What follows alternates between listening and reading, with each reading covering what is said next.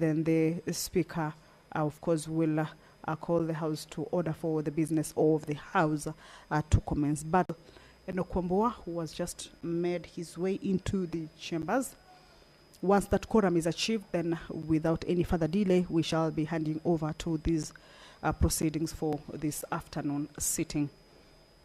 Pursuant to provisions of Standing Order 53.1, where members of the Senate have an opportunity to seek statements from various standing committees, this afternoon, the nominated Senator, Honorable Catherine Muma, will be seeking a statement from the Standing Committee on Health regarding the delays by the Social Health Insurance Fund, commonly referred to as SHIF, in approving and paying for procedures in public facilities.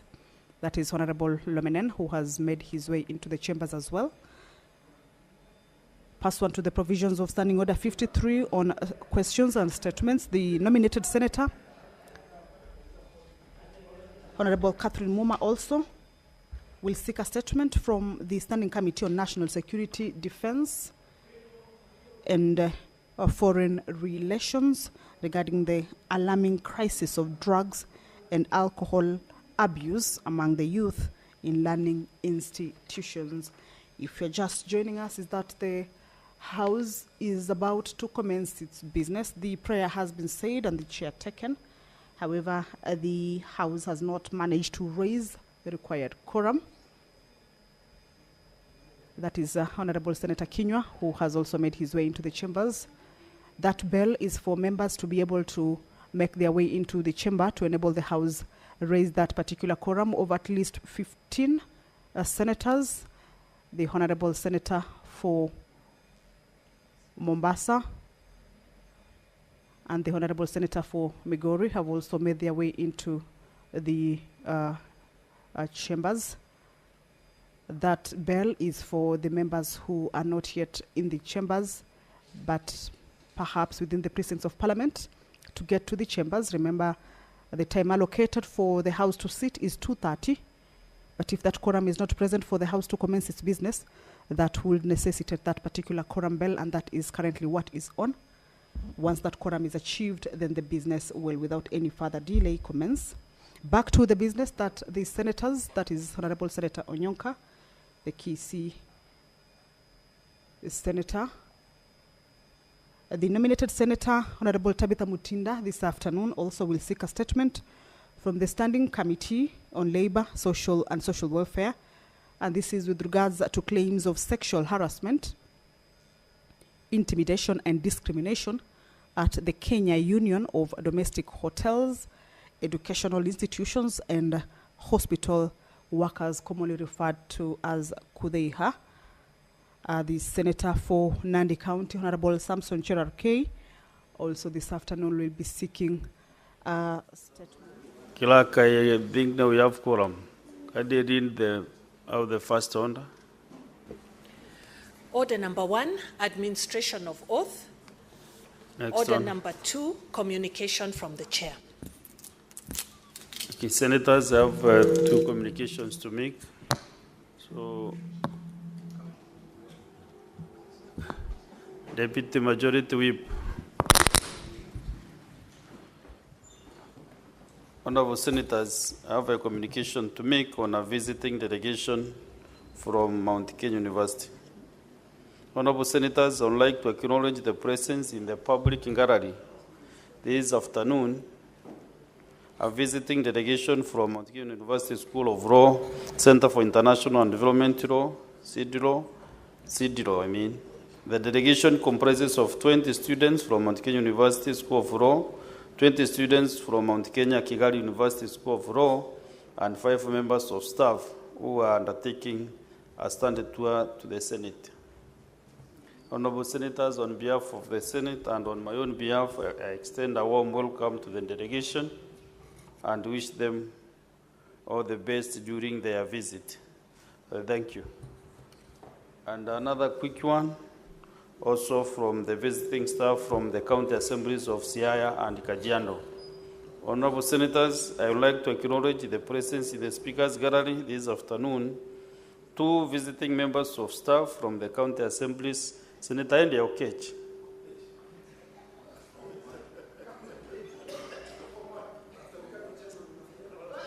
The officers are in the Senate on a benchmarking visit with their respective counterparts in the Senate. Honorable Senators, in our issued tradition of receiving and welcoming visitors to the Parliament, I extend a warm welcome to them, and on behalf of the Senate and on behalf, wish them a fruitful visit. Thank you. So the visitors from the Mount Kenya University will give the Deputy Minority Leader less than 1 minute to welcome them. Mount Kenya in Kenya and Kigali campuses. And the other one, Senator Tobiko. Thank you, the Speaker. The Speaker, I want to join you on behalf of my colleagues from both sides of the House to welcome the visiting students from Mount Kenya University. The Speaker, to assure them that in choosing to visit the Senate of the Republic of Kenya, they have made the right choice. This is a house of debate, a very mature house where debate on serious issues affecting this country, not just our counties, takes place. And it is my desire that during the course of their visit, then they will be able to witness that debate taking place, and just urge them to work very, very hard, that the future of this country belongs to them and their generation. We're just holding brief for them. Mr. Speaker, I thank you. Senator Tobiko.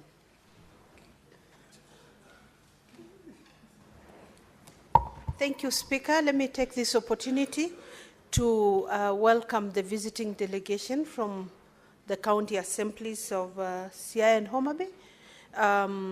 Mr. Speaker, I will also take this opportunity to tell them to take their time to learn. Meanwhile, at the positions they are holding right now, let them serve the country to their best. And also, as they do their rounds around here, they can make a little prayer. I did that one day, and I found myself later on in this place. It is doable. They can make it to this level, Mr. Speaker. Thank you very much. Okay, thank you. Next order.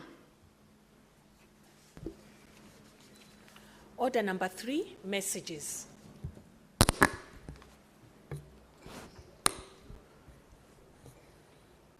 Honorable Senators, I have a message from the National Assembly, which is a passage by the National Assembly of the Startup Bill, Senate Bills number 14 of 2022.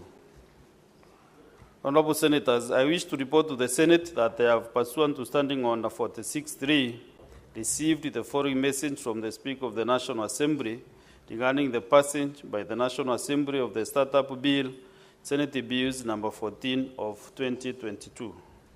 The message, dated Thursday, 27 February 2025, was received in the office of the Clerk of the Senate on the same day. Pursuant to Standing Order 46.4, I now report the message. Pursuant to the provisions of Standing Order 41.1 and 144 of the National Assembly Standing Orders, I hereby convey the following message from the National Assembly. Whereas the Startup Bill, Senate Bills number 414 of 2022 was passed by the Senate on Wednesday, 21st February 2024, and thereafter referred to the National Assembly for consideration, pursuant to the provisions of Article 110.4 of the Constitution, and whereas the National Assembly considered the same bill and passed it with amendments on Thursday, 16th January 2025, as contained in the schedule of amendments attached herewith. Now, therefore, in accordance with the provisions of Article 112.1b of the Constitution, and the Standing Orders 41.1 and 144 of the National Assembly Standing Orders, I hereby convey the same decision of the National Assembly to the Senate. Honorable Senators, Article 112.1 of the Constitution provides that if one House passes an ordinary bill concerning counties, and the second House passes the bill in an amended form, it shall be referred back to the originating House for consideration.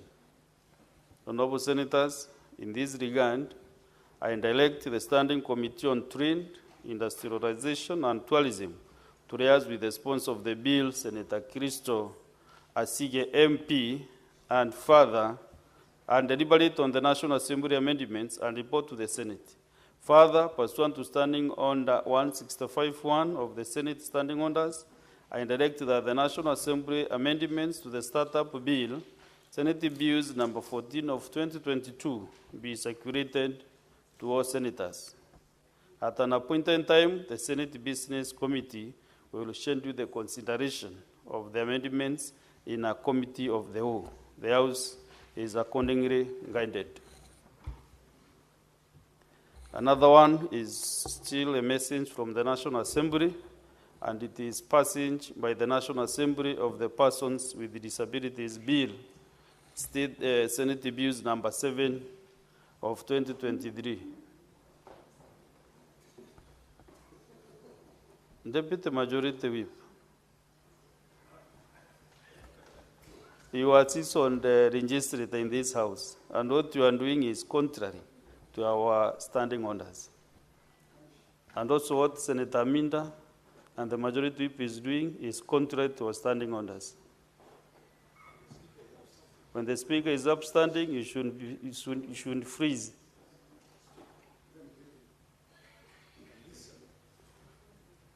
Honorable Senators, I wish to report to the Senate that I have, pursuant to Standing Order 46.3, received the following message from the Speaker of the National Assembly regarding the passage by the National Assembly of the Persons with Disabilities Bill, Senate Bills number 7 of 2023. The message dated Thursday, 27 February 2025, was received in the office of the Clerk of the Senate on the same day. Pursuant to Standing Order 46.4, I now report the message. Pursuant to the provisions of Standing Order 41.1 and 144 of the National Assembly Standing Orders, I hereby convey the following message from the National Assembly. You can just use the seat next to you, Senator Mutinda. Whereas the Persons with Disabilities Bill, Senate Bills number 7 of 2023, which is a bill concerning county government and provides for, inter alia, the institutional framework for protecting and promoting the rights of persons with disabilities, was passed by the Senate on Thursday, 21st February 2024, and thereafter referred to the National Assembly for consideration pursuant to the provisions of Article 110.4 of the Constitution, and whereas the National Assembly considered the said bill and passed it with amendments on Thursday, 16 January 2025, as contained in the schedule of amendments attached herewith. Now, therefore, in accordance with the provisions of Article 112.1b of the Constitution and Standing Orders 41.1 and 144 of the National Assembly Standing Orders, I hereby convey the same decision of the National Assembly to the Senate. Honorable Senators, Article 112.1b of the Constitution provides that if one House passes an ordinary bill concerning counties and the second House passes the bill in an amended form, it shall be referred back to the originating House for reconsideration. Honorable Senators, in this regard, I direct the Standing Committee on Labor and Social Welfare to liaise with the sponsor of the bill, Senator Christo Asige MP, and deliberate on the National Assembly amendments and report to the Senate. Further, pursuant to Standing Order 165.1 of the Senate Standing Orders, I direct that the National Assembly amendments to the Persons with Disabilities Bill, Senate Bills number 7 of 2023, be circulated to all senators. At an appointed time, the Senate Business Committee will schedule the consideration of the amendments in a committee of the whole. The House is accordingly guided. Thank you. Next on, Clerk. Order number 4, petitions. Next Order on. number 5, papers. The Senate Majority Leader. We have a number of papers to read this afternoon.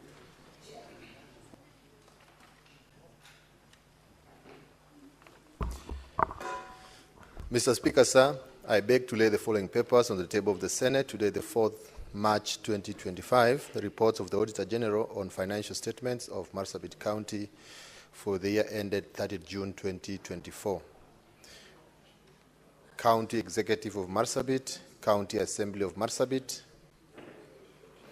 County Revenue Fund, County Government of Marsabit, Receiver of Revenue, Revenue Statements, County Government of Marsabit, Marsabit County Emergency Fund, County Assembly of Marsabit Car Loan and Mortgage Scheme Fund, Marsabit County State Officers and other public officers Mortgage Scheme Fund, Marsabit County Assembly Staff Car Loan and Mortgage Scheme Fund, Marsabit County Education Fund, Marsabit County Climate Change Fund,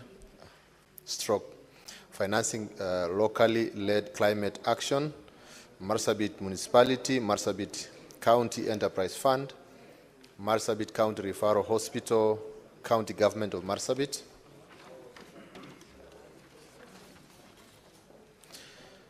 Kalasha Level 4 Hospital, County Government of Marsabit, Moyale Level 4 Hospital, County Government of Marsabit, Laisamis Sub-County Level 4 Hospital, County Government of Marsabit, Marsabit Water, Sewerage and Company Limited. Reports of the Auditor General on the financial statements of Wajir County for the year ended 30th June 2024, County Executive of Wajir, County Assembly of Wajir, County Revenue Fund, County Government of Marsabit, Receiver of Revenue, Revenue Statements, County Government of Wajir, Wajir County Bursary Fund, Wajir County Disability Fund, Wajir County Revolving Fund, Wajir County Disaster Management Fund, Wajir County Climate Change Fund, Wajir Municipality for the year ended 30th June 2023, Wajir Municipality for the year ended 30th June 2022, Wajir Municipality for the year ended 30th June 2021, Wajir Municipality for the year ended 30th June 2020, Wajir County Referral Hospital, Wajir Water and Sewerage Company Limited. Reports of the Auditor General on the financial statements of Nyamira County for the year ended 30th June. Order, Senators seated on the light of the chair, kindly consider in low tones.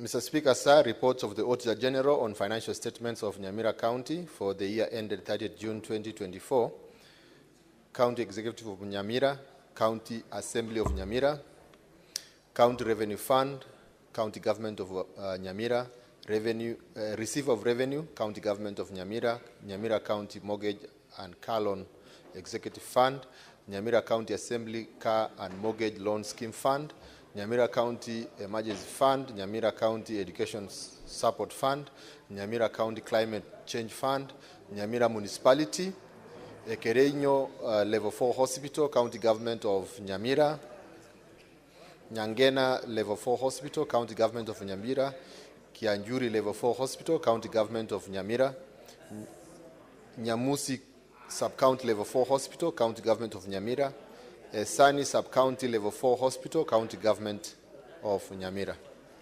I beg to lay. Thank you, Deputy Majority Whip. Next order, Clerk. Order number 6, notices of motion. There is a notice of motion to be given by Senator Karungo Dhangwa.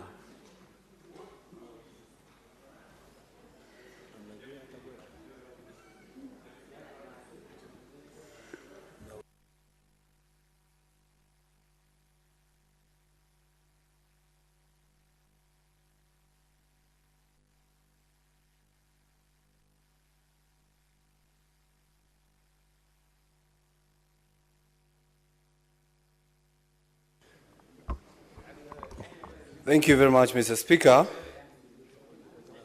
I rise to give notice of motion, a notice of motion titled Consolidation of Bursary Funds for Equitable Access to Education in Kenya. That aware that pursuant to Article 53 of the Constitution, every child in Kenya is entitled to free and compulsory basic education. And the Basic Education Act provides that basic education should be guided by principles such as equitable access to all youth and equal access to education or institutions. Further aware that many students in secondary schools and higher education institutions come from financially disadvantaged backgrounds, making it difficult for them to afford school fees and access education opportunities. Noting that over the years, various interventions have been made, including the issuance of bursaries through the National Government Constituency Development Fund, NCDF, National Government Affirmative Action Fund, NGAF or NGAF, the Ministry of Education and county governments through various county bursary funds. Concerned that, despite these efforts, school fees remain unaffordable for many parents, and the allocation of bursaries has been plagued by nepotism, favoritism, and political manipulation, lack of transparency and accountability. Further concerned that public learning institutions are primarily funded by the government through the Ministry of Education, and in the financial year 2024-2025, approximately Kenya shillings 656 billion was allocated to the education sector, making it difficult to ascertain the specific funds granted to each student, and that the lack of transparency in the disbursement of bursaries from various agencies make it difficult to determine the total amount allocated in a financial year, thus hindering efforts to ensure equitable access to education for financially disadvantaged students. Now, therefore, the Senate urges the Ministry of Education to, 1, audit the funds allocated to bursaries by both the national government and the county governments. 2, consolidate the funds distributed by various government entities and agencies with the aim of directing these funds directly to schools as supplementary capitation to facilitate the achievement of free secondary education. And third, calculate the cost of education per learner and make this information public for primary, secondary, and tertiary institutions, including a detailed breakdown of the annual financial requirements for each student across the country. Mr. Speaker, I give notice. Thank you. Next on. Order number 7, questions and statements. Honorable Senators, we have several statements, and standing on the 53-1, there are 4 statements from Senator Catherine Muma, MP. Honorable Speaker, I'll be representing her. He has to call me. I understand, Senator Veronica Maina, you have that power of attorney to do that. Yes, I do. Proceed. 4 statements. Okay, thank you. In any order, Honorable Speaker? Order appearing here is the first of 4, health, national security, another one, agriculture, the last one, education. But you can just read them if they are not in that order. Thank you, Honorable Speaker. Honorable Speaker, this is a request for statements on delays by the Social Health Insurance Fund, SHIF, in approving and paying for procedures in public facilities. Mr. Speaker, sir, I rise pursuant to Standing Order 53-1 to seek a statement from the Standing Committee on Health regarding the levels of functionality of the new health service delivery systems under the Social Health Authority SHA in public and private health facilities across the country. In particular, the committee should provide the numbers and percentage of persons registered under the Social Health Insurance Fund against the total registrable persons per county. 2, provide a detailed breakdown of the total funds disbursed by the Social Health Insurance Fund SHIF as compensation to public and private health facilities per county since inception of the program, while interrogating the functionality of the different systems of registration provided for the registration of different categories of persons, as well as why the registration system for persons employed in the public service requires a payment when payments are already being deducted from the payslip. 3, interrogate the delays experienced in the approval of medical procedures in the public hospitals compared to private health facilities, outlining the factors contributing to these delays and steps being taken to streamline approval processes for timely patient care. 4, explain the rationale behind the requirement for referrals from lower-level health facilities for procedures that can only be performed in level 4, 5, and 6 hospitals, and clarify why private health facilities are permitted to act as both the referring and attending facility, effectively bypassing the referral system applied to public hospitals. And 5, make recommendations on the roles that can be played by different stakeholders and possible strategic interventions that the country needs to urgently take to improve the operations of the new system for better service delivery in public health facilities, including possible steps that will rapidly enhance efficiency, reduce patient backlog, and ensure that vulnerable and needy citizens receive timely, quality health care services. Senator Catherine Muyeka Muma, MP nominated senator. The next statement is a request for statement on drugs and alcohol abuse crisis, particularly among the youth in learning institutions. Mr. Speaker, sir, I rise pursuant to Standing Order 53-1 to seek a statement from the Standing Committee on National Security, Defense, and Foreign Relations regarding the alarming crisis of drug and alcohol abuse, particularly among the youth in learning institutions. In the statement, the committee should outline the measures the government is taking to combat the growing prevalence of drug peddling and consumption, particularly the easy availability of ethanol and other illicit substances within universities and other learning institutions. 2, provide a clear action plan, including timelines for removing bars and drug dens located near learning institutions, identifying, arresting, and prosecuting drug barons who exploit vulnerable, impoverished youths, including students, to distribute drugs in schools and tertiary institutions, and imposing stricter penalties for non-compliance with regulations aimed at curbing drug abuse near learning institutions. And 3, Honorable Speaker, there is so much noise on this side. It's now sounding close to a market. Senator Chalgei, familiarize yourself with the Standing Order 118. And for the benefit of Senator Chalgei, let me read it to him, because he is notorious of doing, and now whatever, the same thing Senator Medu. Senator Medu. Even he can't even hear what the chair is saying.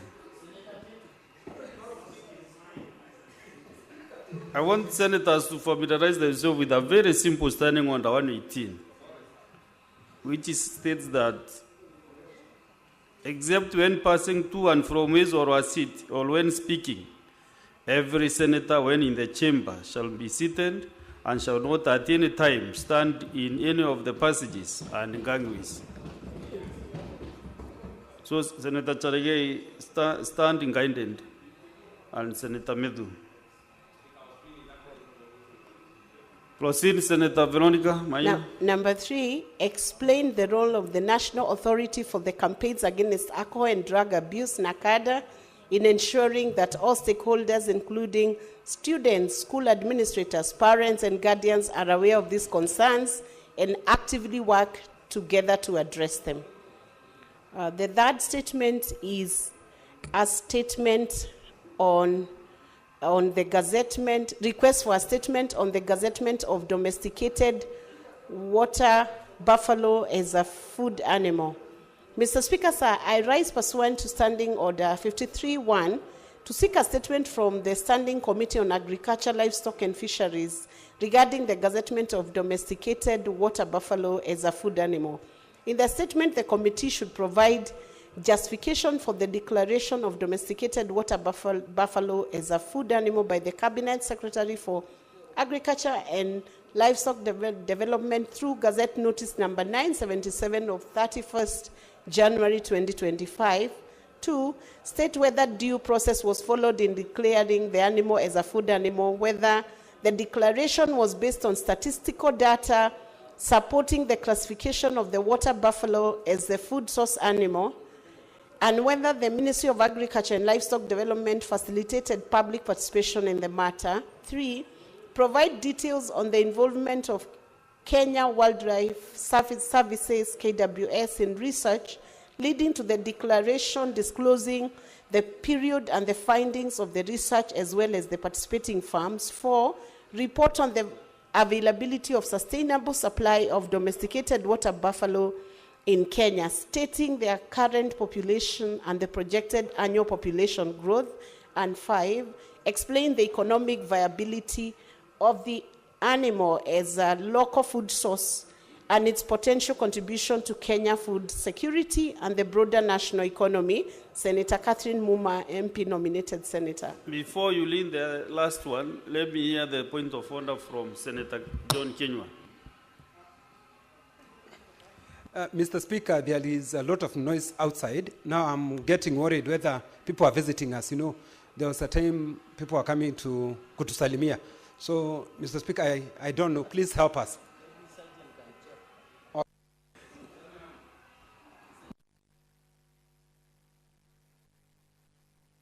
Yeah, the sergeant at arms should check out what is happening. Otherwise, also, I feel also not safe from where I sit. So they will bring back the report right away. Proceed, Senator Senator Veronica. Mr. Speaker, this is the fourth statement. The request is for a statement on the mainstreaming of sports and talent development into the competency-based curriculum CBC in schools. Mr. Speaker, sir, I rise pursuant to Standing Order 53-1 to seek a statement from the Standing Committee on Education regarding the mainstreaming of sports and talent development into the competency-based curriculum in schools. In the statement, the committee should outline the policies and framework established to integrate sport and talent development within the holistic approach of the competency-based curriculum, CBC. 2, provide details on the measures in place to ensure schools have adequate infrastructure, including training facilities and qualified tutors and coaches to nurture, mentor, and guide students in sport and other creative talents. And 3, state the grading system, the grading scheme developed by the Kenya Institute of Curriculum Development, KICD, for sports and talent development to support the implementation of structured schemes of work across all levels of schooling. Senator Catherine Muma, MP nominated senator. Thank you, Mr. Speaker. Okay, thank you. Next is Senator Tabitha Mutinda.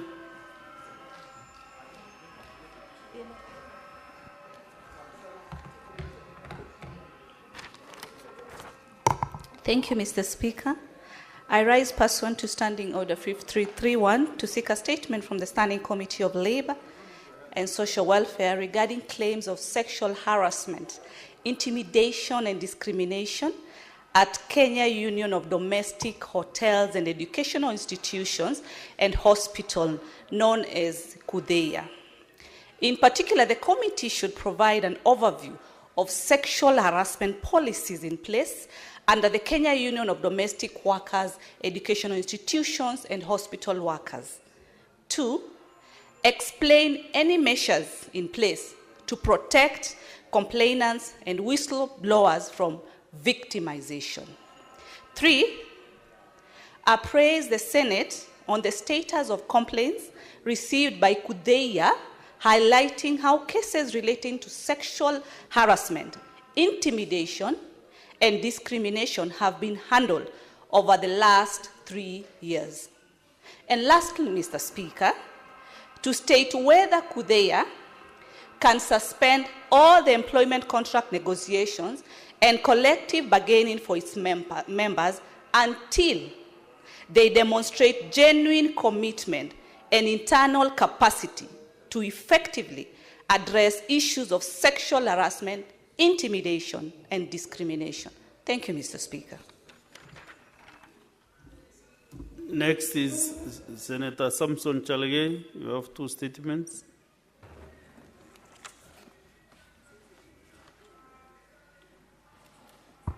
Thank you, Mr. Speaker, sir.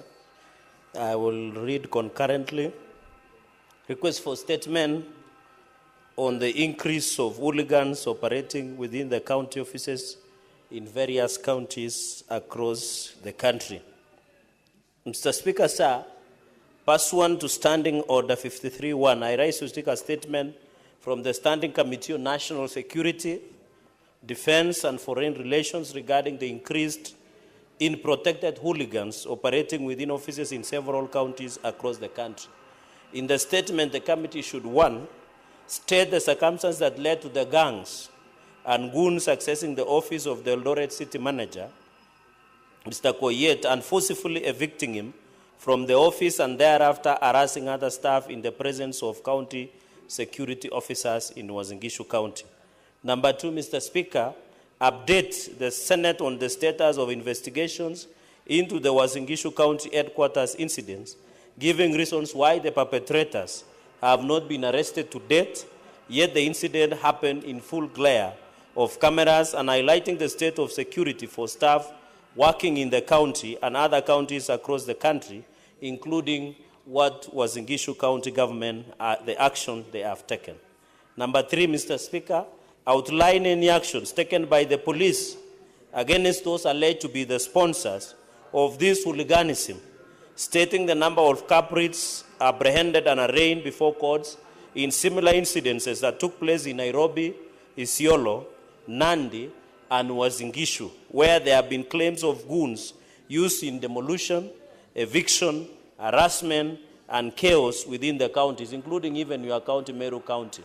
Mr. Speaker, and finally, explain any actions taken against officers from Nairobi City County, including the governor of Nairobi, Sakaja, responsible for dumping garbage at the entrance of Stima Plaza in Nairobi due to unsettled bills owed to each other.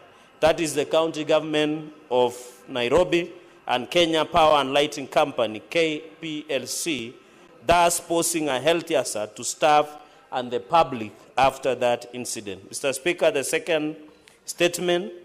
Mr. Speaker, sir, I rise pursuant to Standing Order 53.1 to seek a statement from the Standing Committee on Health on the state of Kapsabet County Referral Hospital and the other health facilities in Nandi County. Mr. Speaker, sir, in the statement, the committee should, 1, provide the current state of drug supply at Kapsabet County Referral Hospital and other health facilities in Nandi County, including details of available stock, debt owed to suppliers by the county, and existing arrangements with the suppliers for the supply of drugs and related consumables, and any other supplies. Mr. Speaker, number two, explain the reasons behind the persistent shortage of drugs in Nandi County and more so in these facilities, which has forced patients to purchase medication from pharmacies outside hospital. Mr. Speaker, sir, number 3, indicate when the Nandi County government last procured hospital equipment, including beds and wheelchairs, and provide details in general maintenance works in wards and other service area, and include the cost of ongoing repair and refurbishment of the hospital and other facilities. Mr. Speaker, number 4, explain the status of the implementation of collective bargaining agreement, CPA, and return to work formula between the healthcare workers and the county government in Nandi County, and explain why the county government has failed to harmonize promotion for doctors, nurses, clinical officers, and other health workers.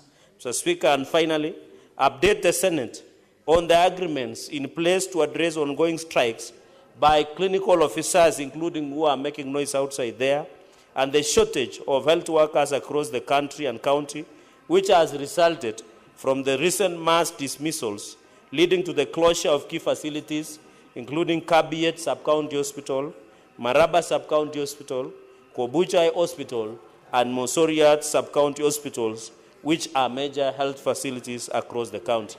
I thank you, Mr. Speaker, sir. Senator James Murango.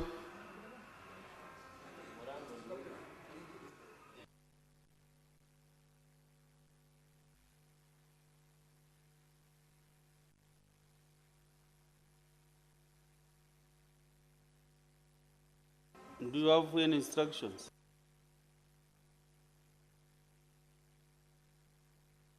You can give him maybe taking for.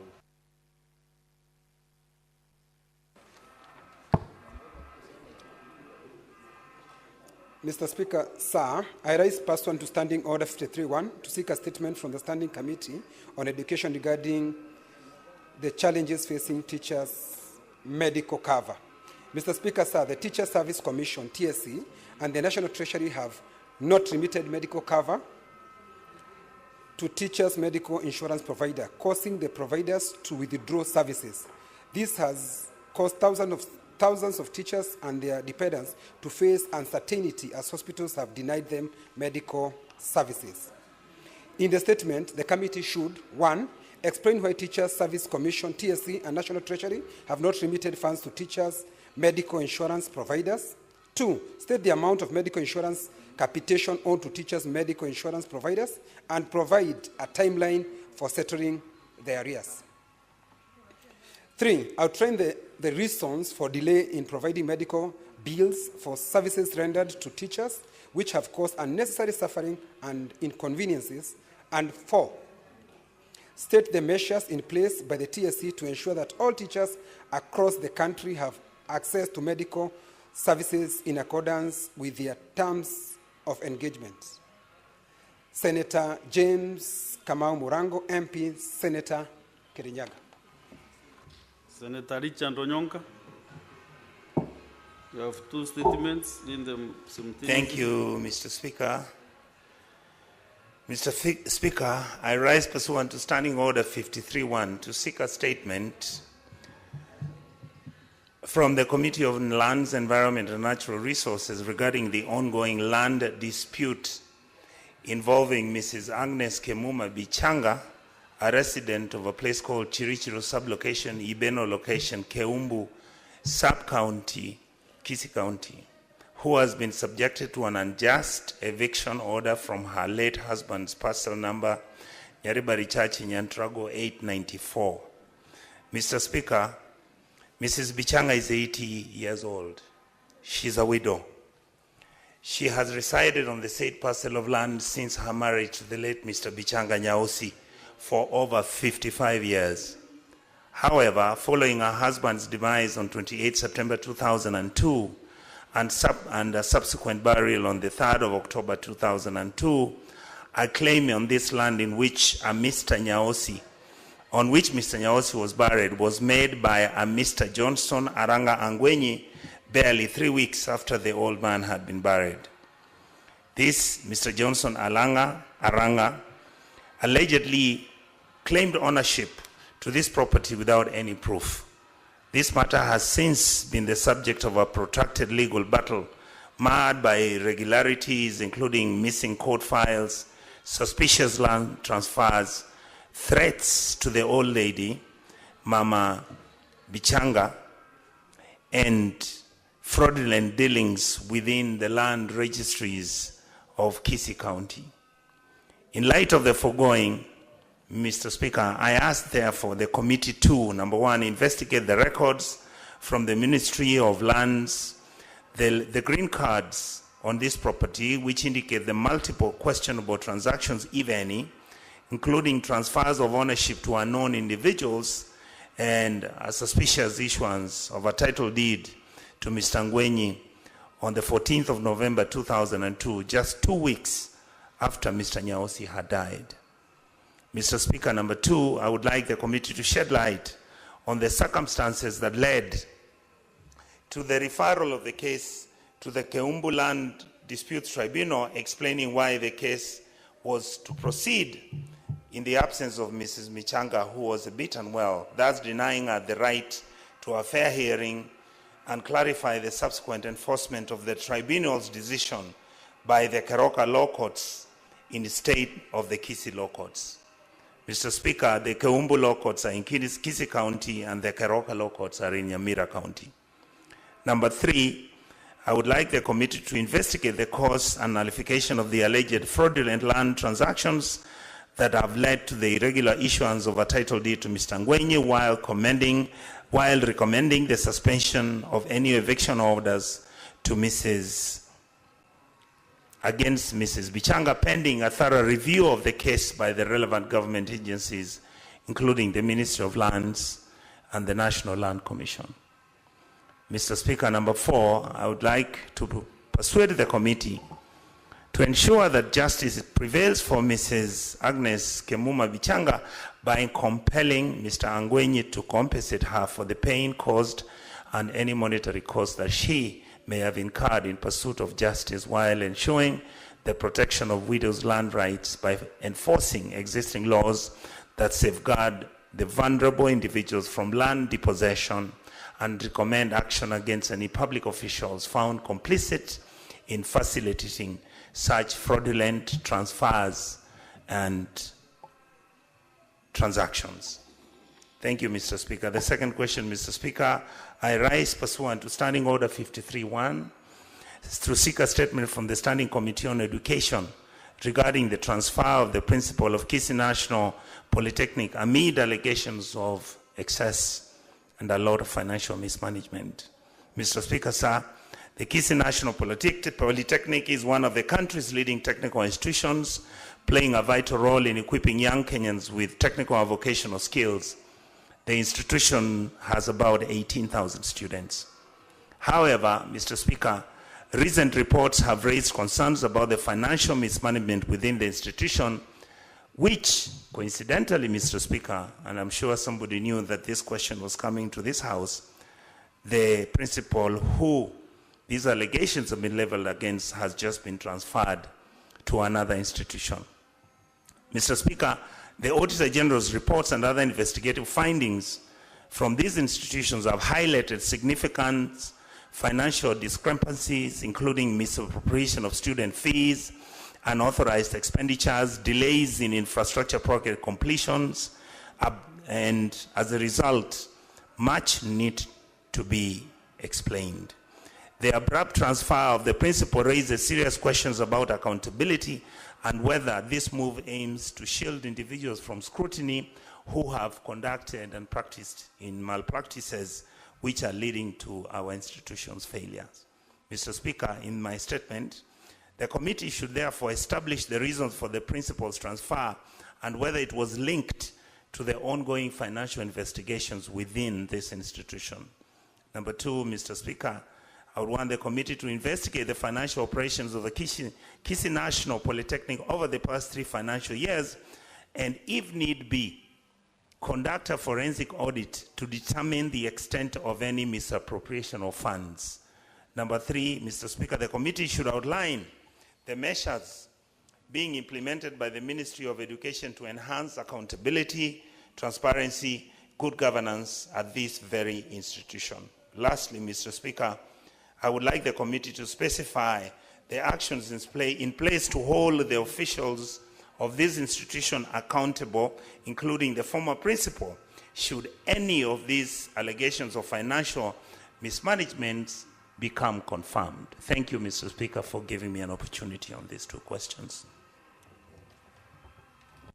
Very well. Senator Madago. Thank you very much, Honorable Speaker. Honorable Speaker, I rise pursuant to Standing Order 53-1 to seek a statement from the Standing Committee on Finance and Budget regarding the value-added tax reimbursements to bakeries and confectionaries. In the statement, the committee should provide a list of all bakery and confectionery business registered with the Kenya Revenue Authority. 2, table a report on all VAT reimbursements, claims already paid for financial year 2023-2024 for the registered companies in the bakery and confectionery business. And 3, provide data on the total amount of VAT collected from these companies in the financial year 2023-2024. I thank you, Mr. Speaker. I understand you have two more statements. It's one statement? Okay, fine. That's okay. I can see several senators have lined up in my screen. I don't know for to make comments on the statements.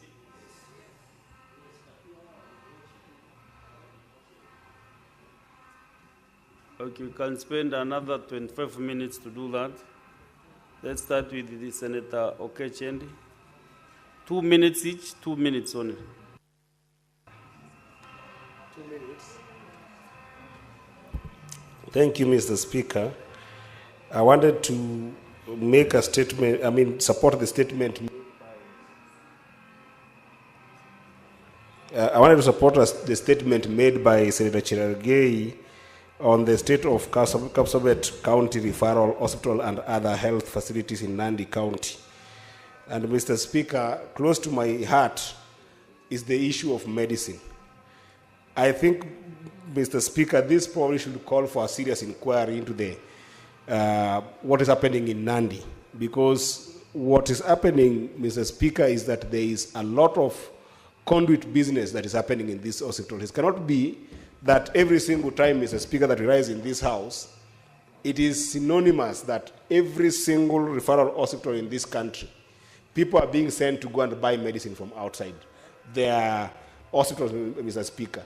It's an issue that has been raised in this house severally, and I think we are losing the script if we cannot do a proper investigation. And the good investigation should start with Nandi County, because what is happening is that people are losing lives because you are diagnosed and found to be sick with simple diseases, and you just can't get medicine because people are trading with medicine in these counties. Mr. Speaker, even in my own county of Migori County, today if you go to Migori Referral Hospital, Mr. Speaker, people get to the hospital, they are diagnosed with simple diseases, and then they are told to go and buy medicine outside the hospital. What is it that is happening, Mr. Speaker? If Senate does not take the action of actually doing a proper inquiry into this conduit that is going on of drug selling by people who are within government in those counties and doctors who are within those hospitals, Mr. Speaker, we are never going to save this country. And even the issue of medical interns who are outside here that Senator Chege has touched on here, Mr. Speaker. It also goes without saying that these medical interns constantly do operations in our hospitals. Yes, next is Senator Joe Nyutu.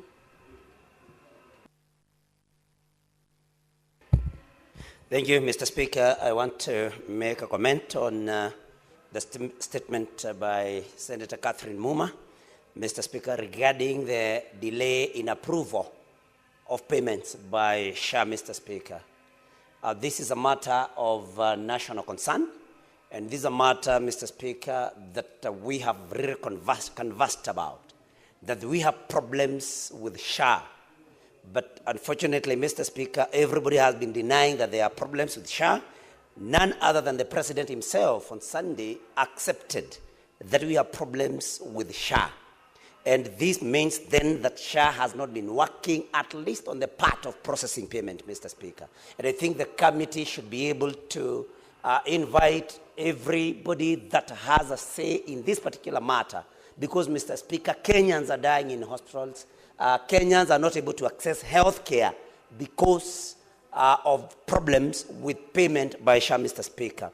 Mr. Speaker, allow me also to comment very fast on the statement by Senator Morango about the incorporation of arts and sports in CBC, Mr. Speaker.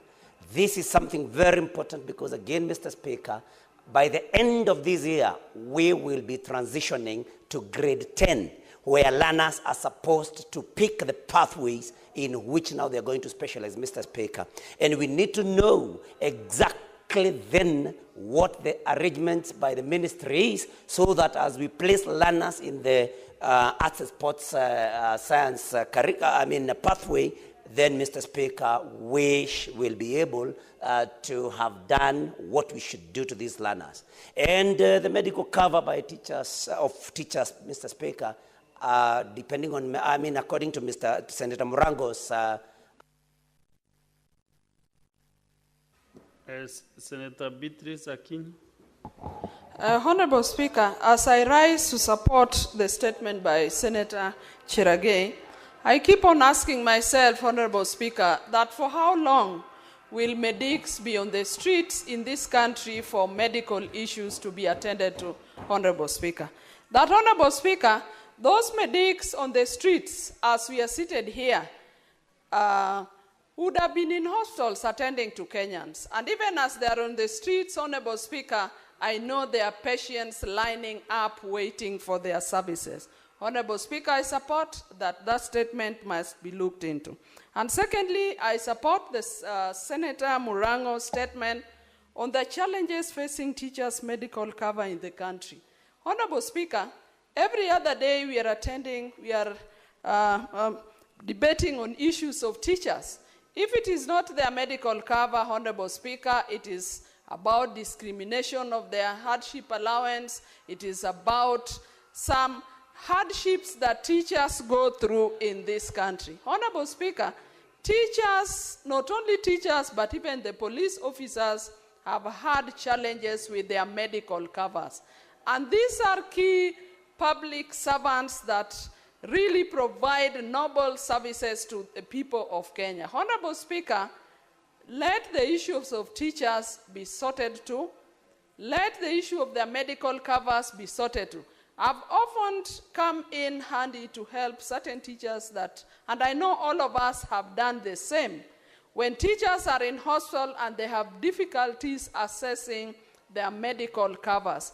Honorable Speaker, let us treat teachers as honorable people also in this country with the dignity they deserve, because it is from the knowledge that they give that a number of us are even in the house. Senator Esther Okenyuri.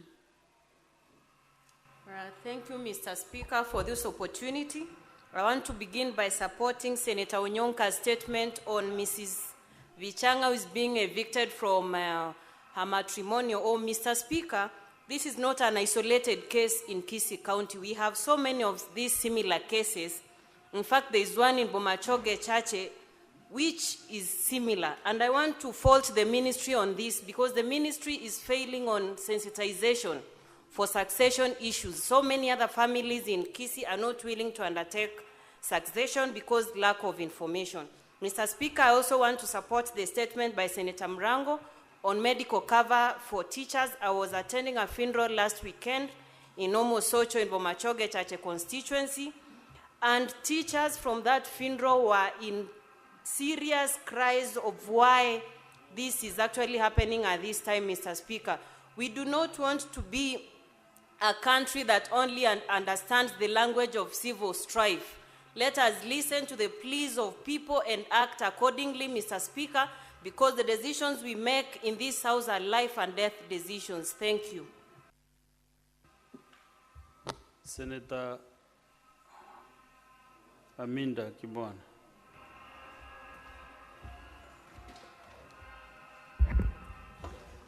Thank you, Mr. Speaker. I would like to support Senator Tabitha's statement on the sexual harassment and intimidation and discrimination of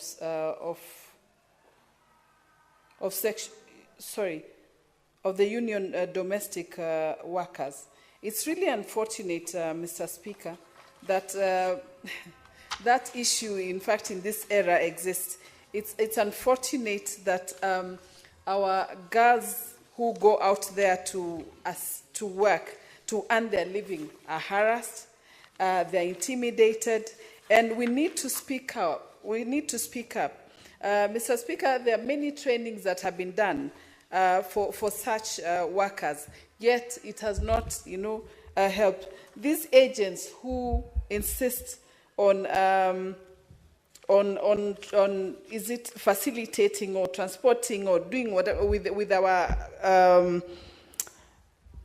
our girls out there in different countries, and especially Middle East, it has really become an eyesore. It is unfortunate, Mr. Speaker, and this needs to be called to a stop. Mr. Speaker, I would also want to support Senator Cherargei's statement on the shortage of in Kapsabet County Referral Hospital on health facilities. Mr. Speaker, when we went round during our tour with the health committee, we realized hospitals don't have drugs, hospitals don't have oxygen plant, yet, you know, even the gas containers are empty.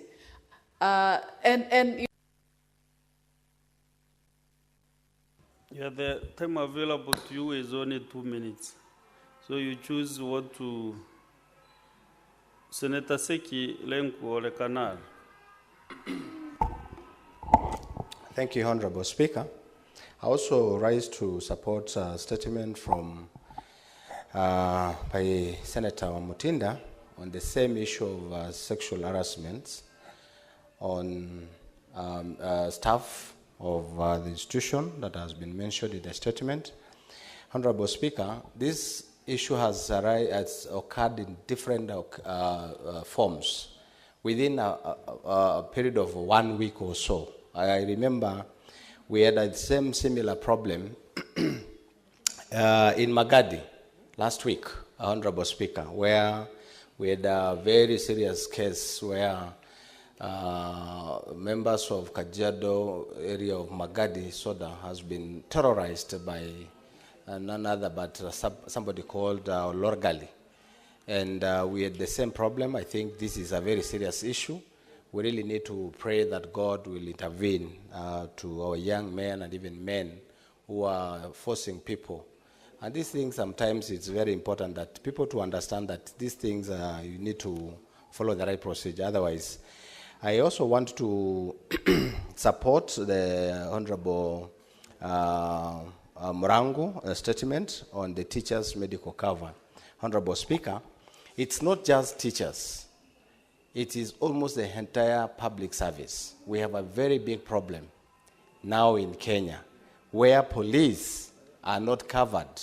And even they are covered, there is no remuneration, there is no money paid to the insurance companies by government itself. You remember when we had the cabinet secretary here of health, she couldn't explain herself for us to understand why government is not paying NHIF or even SHA. They have their own ways of...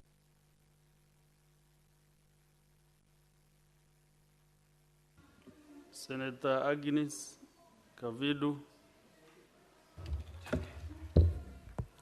Thank you, Mr. Speaker, for this opportunity. I want to comment on Senator Cherargei's statement about the General Hospital and Muma's statement also about SHA. Mr. Speaker, when our people go to hospitals, they end up going to buy every kind of medicine from outside. And you wonder where the money that is sent to counties go to. Mr. Speaker, these two statements must be checked properly. Others are suffering because of SHA. SHA is not working, and it's taking such a long process for it to be seen from the hospitals and patients being treated. Mr. Chair, I also want to comment about the statement of Morango about the teachers' insurance cover. Mr. Speaker, if there are no teachers in this country, Mr. Speaker, you cannot be seated where you are on that seat of a speaker. Teachers do a lot of work, and that is why we are here. That is why even presidents are there. That is why every institution has people to work in those institutions. So this issue of covers for teachers must be checked, Mr. Speaker.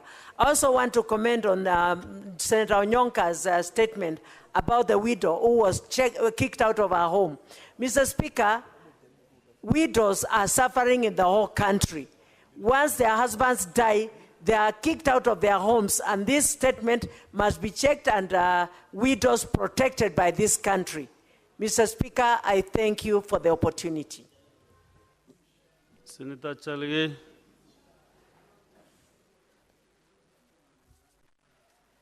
Mr. Speaker, I just want to support statement on teachers' medical cover by Senator Onyonga, Mr. Speaker, and agree that teachers suffer. If they are not fighting for hardship allowance, they are fighting for medical cover. If they are not fighting for medical cover, they are fighting for CBC implementation, Mr. Speaker. And I'm happy the Chair of Education, the brand new chair, she's in the house. And her full. Mr. Speaker, the sad thing, when teachers retire, they use their retirement years to chase around the benefits from Teacher Service Commission. It is very unfortunate as a country. We are never grateful to teachers, Mr. Speaker. So this issue of medical cover must be addressed, Mr. Speaker. This is a crisis to teachers. I know of a number of teachers who are suffering, Mr. Speaker, because no one is taking care of the employer, which is supposed to be the Teacher Service Commission, Mr. Speaker, should be protecting teachers. But they are the oppressors, Mr. Speaker, the Teacher Service Commission. They should be facilitating, Mr. Speaker. Even the police officers, even as they protect us, their medical cover is in chaos, Mr. Speaker, that should be addressed. So I support this statement on medical cover, Mr. Speaker. Let teachers be given what rightfully belongs to them. It's not a privilege, it is the right under the Constitution. I thank you, Mr. Speaker, sir.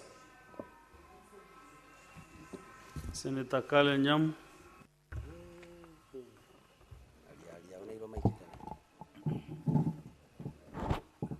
Thank you, Mr. Speaker. I want to support the statement by Senator Tabitha Mutinda on sexual harassment in Kudeya, the Kenya Union Domestic Hotels and Educational Institution and Hospital Workers Union. Mr. Speaker, the Sexual Offences Act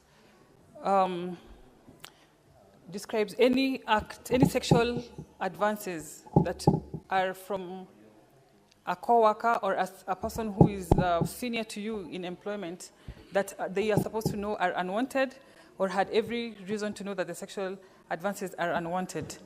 Mr. Speaker, in this day and age, it's very unfortunate that we are talking about this old age practice that was addressed those many years ago, and it's been a while since I had such allegations.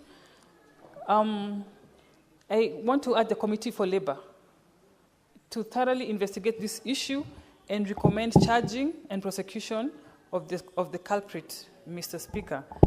I also want to recommend that the Sexual Offences Act include in its definition for sexual harassment comments under sexual comments in social media, Mr. Speaker.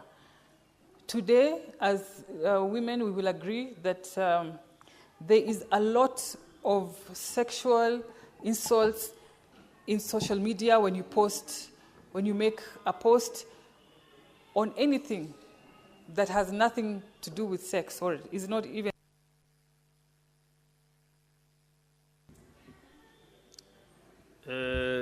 Senator Mgatana Danson. Bwana Spika, ningependa kutoa maoni kuhusu statement ya Mheshimiwa Senator Catherine Muma kuhusu janga la madawa ya kulevya hasa kwa vijana wetu. Bwana Spika, ningependa kamati wakiwa wanaangalia swala hili wajaribu pia kuangalia vile hali ilivyo haswa wakati wa likizo. Wananchi wengi wanajua ya kwamba, na haswa katika kaunti yangu, watoto wanajifundisha kula miraa, kuvuta sigara wakati watoto wameenda likizo. Tunataka kujua wakati hii kamati inafanya investigation yake, wajaribu pia kuangalia ni pesa ngapi zinazotumika na kada kwa upande wa mashule, na ni vipi ambavyo budget hii inaweza kutumika kwa upande wa mashule ili watoto waweze kufundishwa heshima na namna ya kuishi kuhusu utumiaji wa hizi dawa za kulevya. Bwana Spika, pia unakumbuka kuna wakati ambao aliyekuwa makamu wa rais alikuwa anahusika sana na suala hili. Tungependa kujua hicho kitengo ama zile pesa ambazo alikuwa anafanya mikutano nayo zilikuwa ni pesa ngapi, zilitumika sehemu gani? Maanake inaonekana kama baada ya yeye kuondoka hiyo program imenyamaza. Tunataka kujua kwamba katika Kenya sahihi nani anashughulikia swala hili la watoto wetu na vijana wetu wakipotea kwa mambo ya madawa ya kulevya, haswa wakati shule zinafungwa na watoto wako kwa likizo. Senator Olekina Ledama. Thank you, Mr. Speaker. Mr. Speaker, I'd like to comment on two statements. Let me begin with the statement by the distinguished senator from Kirinyaga County in regards to the status of medical cover for teachers. Mr. Speaker, right outside, we're hearing demonstrations. Those are interns, interns, doctors, who are also raising concerns about their welfare. The issue of welfare on teachers is something very, very important. And I really do hope that the new chair of the Education Committee will take this matter of insurance, because we know insurance is where a lot of people get money for free. So it is something that we as the entire House must now come and sit down and finalize this issue of benefits. Senator Gay, when he was making his submissions, contributing to this issue of teachers, he raised an issue which is very, very important. My own sister retired from the teaching service about 3 years ago. And Mr. Speaker, I'll request for just one more minute. And until today, she's still chasing teachers and treasury for her to get her pension. If you don't care about welfare of people, when you go there to treasury, you are told there is a voucher, you'll be given your money. Really, we need to think about our society. We need to be serious about how we can support our society on this matter. So I support that statement. Secondly, Mr. Speaker, very briefly, this issue of drugs not reaching hospitals.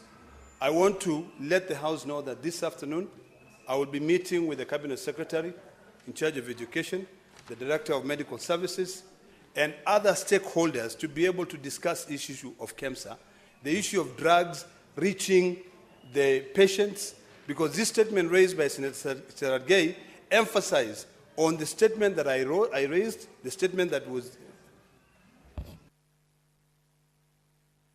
30 seconds. Thank you.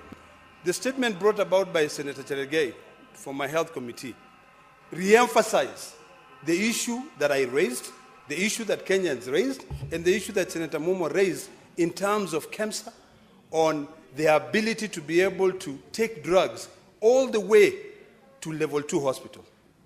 If you now hear that there is a problem of drugs in Nandi County, tomorrow it will be Laikipia County, it will be Nyandarua County, it will be Kirinyaga County. All these we have to have a solution so that if shared does not work. Senator Deritu John. Bwana Spika, nataka kuunga mkono taarifa ya Murango kuhusu bima ya walimu, ya afya ya walimu. Bwana Spika, ni jambo la kuvunja moyo sana ikiwa walimu wetu ambao wanafanya kazi kwa bidii sana, alafu unapata baada ya wale kufanya kazi kwa bidii sana, hatimaye akienda hospitalini hawezi kupata matibabu kwa sababu bima yake haijalipwa. Si hayo tu Bwana Spika, kwa sababu taarifa iliyoletwa na Senator Cherargei inasema ya kwamba ukitembelea hospitali zetu baada ya kukosa bima, ukienda hospitali hakuna dawa.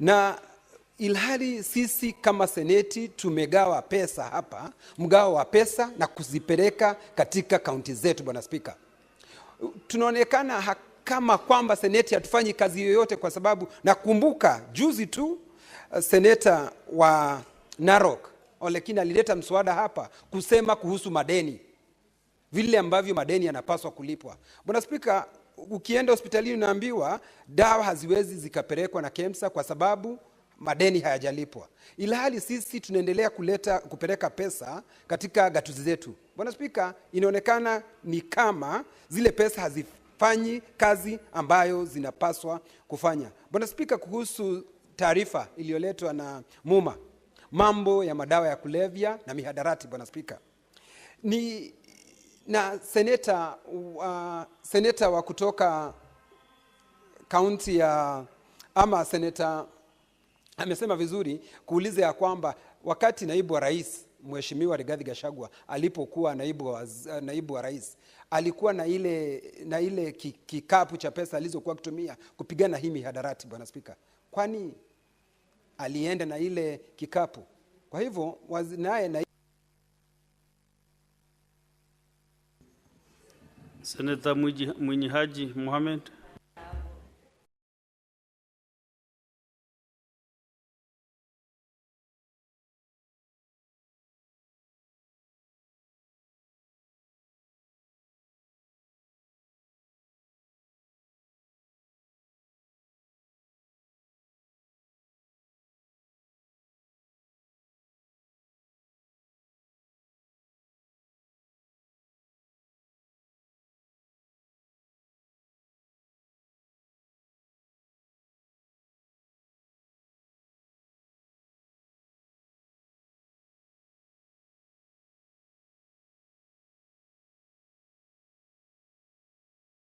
Mombasa akalaunch vita dhidi ya madawa, lakini ilikuwa ni kama upepo tu wa kupita. Baada ya hapo hatujaona jambo lolote kubwa ambalo limefanyika kuweza kupambana na madawa haya. Vile vile, Mheshimiwa Spika, japokuwa serikali imeanzisha vituo vya kutibu wagonjwa, kwa mfano pale Miritini kiko kimoja, na serikali ya kaunti ya Mombasa iko na kingine pale Freya Town, vituo hivi Mheshimiwa Spika havitoshi, na inapaswa Mheshimiwa Spika swala hili liangaliwe zaidi, kwa sababu hata mule katika vile vituo Mheshimiwa Spika madawa bado yanauzwa, na mara nyingi mambo ya usalama, mambo ya polisi ni mambo ambayo yako kwa serikali kuu. Kwa hivyo serikali za kaunti haiwezi kufanya jambo lolote kuweza kupambana na mihadharati kikamilifu ikiwa polisi wanatepetea katika kazi hiyo. Mheshimiwa Spika, Kenya hakuna kiwanda cha madawa, lakini madawa haya yanaingia kupitia mipaka yetu, na mipaka hii iko na polisi, iko na migration, iko na DCI, iko na watu wa usalama wa nchi. Kwa hivyo utashangaa Mheshimiwa Spika, madawa bado yanaweza kuvuja yakaingia yakaja yakaathiri vijana wetu. Kwa hivyo Mheshimiwa Spika, mbali na kwamba kamati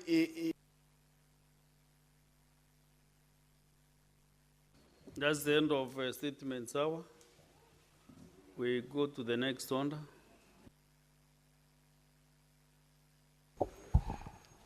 Order number 8, the County Government's Additional Allocations Bill, Senate Bills number 1 of 2021, first reading. A bill for an act of parliament to provide for the additional allocations to county governments for the 2024-2025 financial year and the responsibilities of national and county governments pursuant to such allocations and for connected purposes. Honorable Senators, I want to reorganize the business appearing in the order paper by using standing order 45-2. To reorganize as follows: order number 9, 10, 11, 12 will be deferred. So on order number 13, I don't know, clerk, if we have quorum to put the question.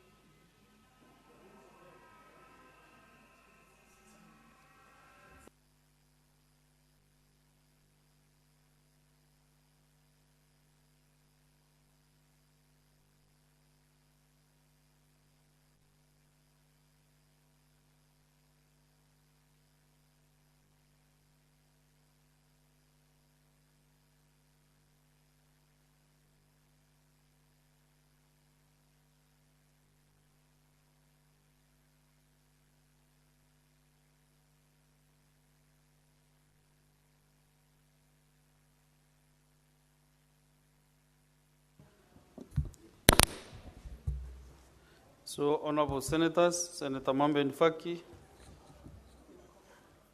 Okay. Oh, next order, sorry. Order number 13, motion, report of the Standing Committee on Education on a petition to the Senate regarding the discrimination of Teacher Service Commission on payments of hardship and enhanced house allowance to some teachers in Kilifi and Taita Taveta counties. Question to be put.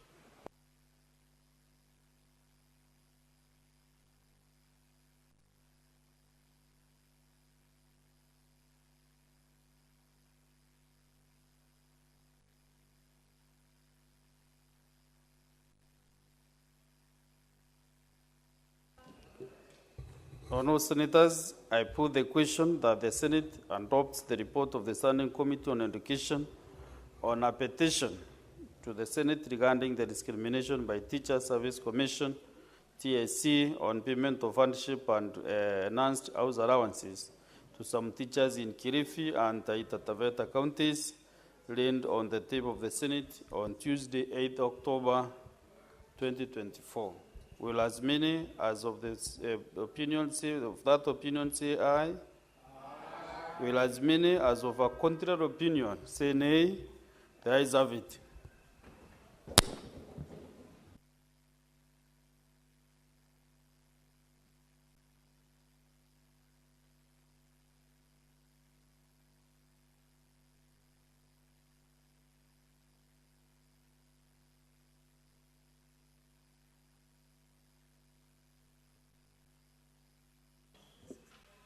Okay, let's start with order number 16, then we'll go back to 14 and 15 later.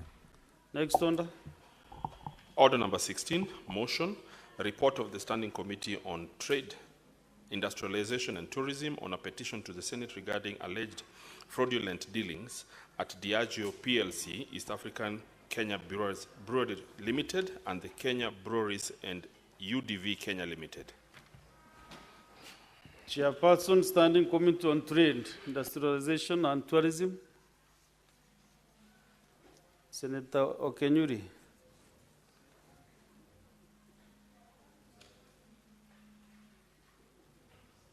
I was almost calling out Senator Seki.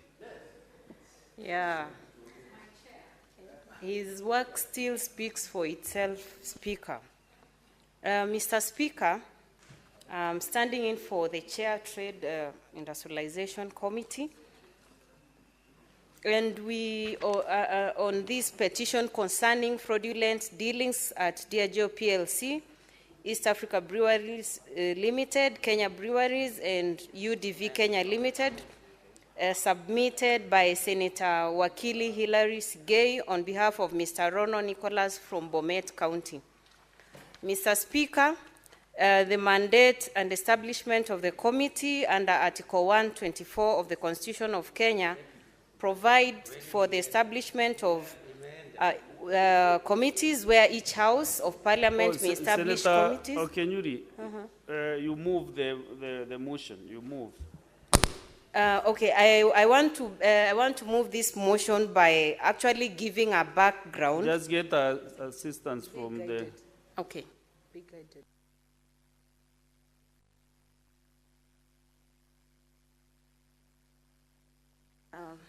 Thank you, Mr. Speaker.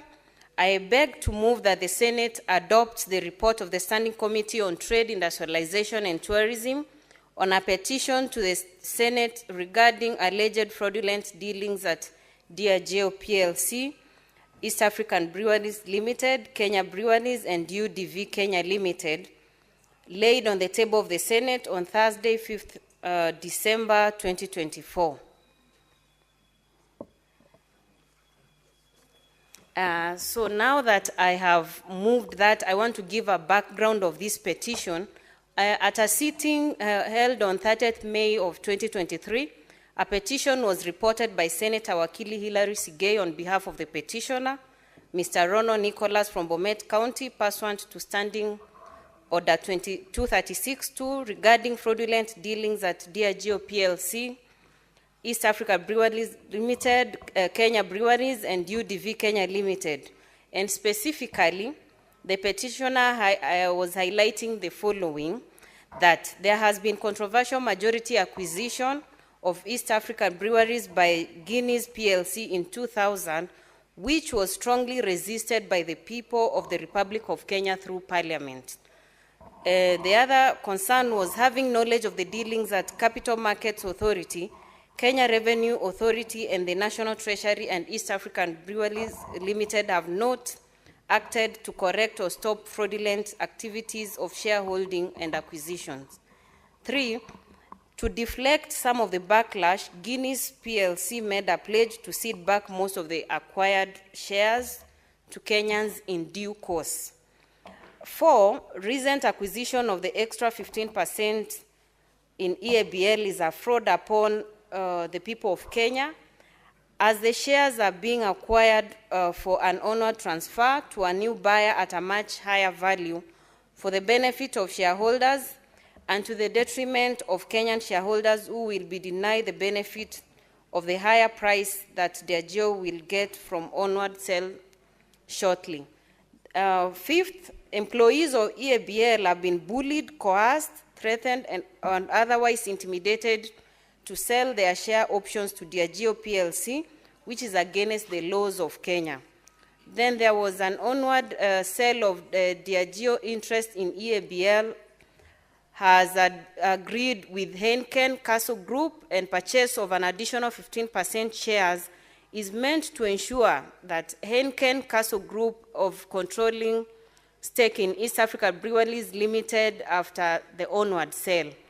The Kenya Breweries Limited, which was locally owned, possessed massive real estate in Kenya that comprised staff houses, staff complexes, godowns, and warehouses, factories, and other assets that had employed over 6,000 Kenyans. EABL has corruptly disposed most of its properties and repatriated the sale proceeds to Diageo PLC, and that EABL is now a mere shell of itself, employing a paltry 600 employees. And finally, the petitioner had made efforts to have this matter EABL holding 90%, necessitating stricter enforcement of penalties under Competition Act.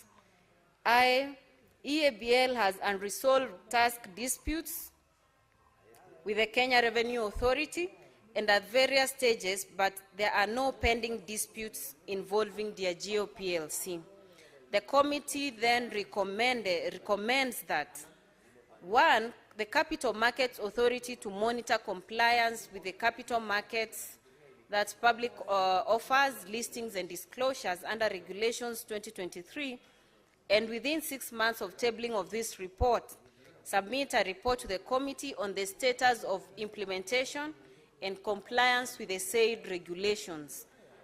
The second recommendation, Capital Markets Authority engages and sensitizes the public on the provisions of the regulations in 1 above and demonstrates the initiatives taken in this regard in the report to be submitted to the committee. 3, the Competition Authority of Kenya should enforce the pecuniary penalty outlined under Section 24(3) of the Competition Act of 2010 for abuse of dominant position to deter breach of competition rules and promote fair marketing practices for all players. Enforcement of the pecuniary penalty is likely to be more expedient and deterring repeated abuse of dominance. And finally, Competition Authority of Kenya, within 6 months of tabling of this report, submits a report to the Senate on reported cases of abuse of dominant position in the period between 2023-2024 and the respective measures and decisions taken by the authority to resolve the cases. Mr. Speaker, sir, it's now my pleasant duty and privilege on behalf of the committee to present this report of the Standing Committee on Trade, Industrialization and Tourism on its consideration of the petition by Mr. Rono Nicholas concerning fraudulent shareholding activities and illegal acquisition of East African Breweries Limited, Diageo PLC, signed by the Senate Standing Committee on Trade, Tourism and Industrialization Chair. Thank you. Seconding. Your motion? No, it has to be a member, right? Mr. Speaker, sir, allow me to request Senator Cherargei to second this report. Senator Cherargei Samson.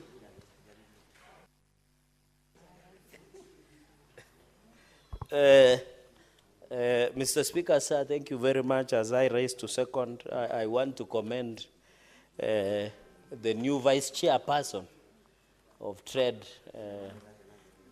Honorable Esther Okenyuri. I think she's doing a good job. Just landed the other day, Mr. Speaker, as the vice chair. I was told she was elected and opposed, and therefore she's doing a good job. So, Speaker, the issue of East Africa breweries, which is very critical. EABL, Mr. Speaker, is one of our trademark. I remember when I was growing up, Mr. Speaker, one of the products that EABL produces was being told, pumzika baada ya kazi. And you remember there was decency in consumption of alcohol, Mr. Speaker. At that time, the market had not been perforated, Mr. Speaker, by interesting organizations. But, Mr. Speaker, EABL is one of the renowned companies in this country. It's synonymous with Kenya. Mr. Speaker, there is a funny story as I second and make a few comments on this issue of shareholding and management of EAPLC, East Africa Breweries, and Guinness. Mr. Speaker, there is a preacher who came from America. One of my friends, and they were having, so that you know EABL is synonymous, Mr. Speaker, with, I changed the note to Madam Speaker, came, Madam Speaker, and while they were having lunch or evening dinner with a colleague friend, pastor, a pastor who is very close, and that preacher from America, after eating, he said, I would really want to drown, to wind it down with the Tusker, Mr. Speaker, Madam Speaker. And therefore, everybody got shocked in the room, because where they come from, issues of taking after something light after, like Tusker, was not an issue, Mr. Speaker. This compliance of Capital Markets Authority on these regulations within 6 months, and I think it is also the role of delegated legislation must come up through Capital Markets Authority. Mr. Speaker, on this regulation, we should and be careful so that as we implement all these issues in establishment, Mr. Speaker, in the majority acquisition, we must have decency. Under the Companies Act, Mr. Speaker, there is a process, Madam Speaker, through the CMA, through the Company Act, and therefore the acquisition must be done within the law. Mr. Speaker, this is a public traded company, and therefore the shareholders and Kenyans have a role to play, because this is one of the companies that Kenya government has shares through the Ministry of Treasury and through, Mr. Speaker. And therefore, Madam Speaker, on the issue of fraudulent acquisition of shares through Kenya, it's Guinness on the acquired shares to Kenyans, this should be looked at so that the acquisition should be done, because we don't want in the company law where people are getting more than 50%, it means they have the majority shareholding of that company. So, Speaker, shares should not be optional. You remember IPO, the initial public offer. We should not intimidate employees or people who own shares within the East Africa Breweries or any other company. You remember when Safaricom did public sales of the shares through initial public offer, IPO, Mr. Speaker, Madam Speaker, it should have been within the freedom and the will of the people, Madam Speaker. And even EABL, we want EABL to be functional. We want EABL to have the law so that they produce a more decent, safe drinking. Because now what has happened, Madam Speaker, is the alcohol market has been infiltrated. Even in my county, Nandi, for example, Madam Speaker, and even across the country, there is proliferation of illicit brew that is destroying the lives of many young people, Mr. Speaker. It is killing them in terms of health, Mr. Speaker, Madam Speaker, sorry, it is also making them sterile. They cannot give birth or they cannot procreate. And the role of the man is to protect, promote, and procreate, Madam Speaker. So you can imagine the future of this country is bleak, where you're having young men who are shooting blanks, Madam Speaker. They cannot procreate because the alcohol, the illicit brew that is being sold does not meet standard. And therefore, the reason we are questioning, and I want to thank committee with these recommendations, under Capital Markets Authority in terms of shareholding and sales of shares, that it should be run above board. Because we want East Africa Breweries Limited to produce a more affordable drinks for even the people who do not have money. The reason people consume changa, the reason people consume illicit brew, like for example in Nandi County, Madam Speaker, the people are bringing illicit, which is even destroying the health. Madam Speaker, those people who are consuming illicit brew, if you meet them in the morning, Madam Speaker, they have grown fat. Not because they have eaten food, but because the alcohol poison that is being sold in this country. And I know Muranga has become a victim of such where you come from. I know Muranga where my brother Senator Joe Newtu. And I want to advise him, as he even talks about the hills and criticize government on the issues of how the country should be run. He should also be pushing for the issues of getting safe and clean alcohol drink within even Muranga and across the country. So that, we don't need to have double standards. And I'm happy that he's talking about how shares should run, how the country should run. But he should not forget that many young people in Muranga and across the country are suffering because of consuming illicit brew that does not meet the safe and the standard that within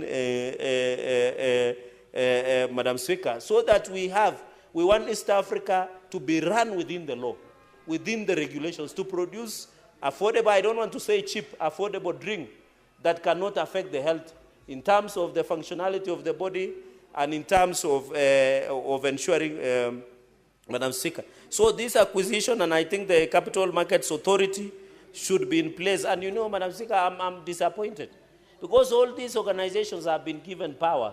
Capital Markets Authority, there is what we call Competition Authority of Kenya, COFEC, which is Confederation of Protection of Consumers, Madam Speaker.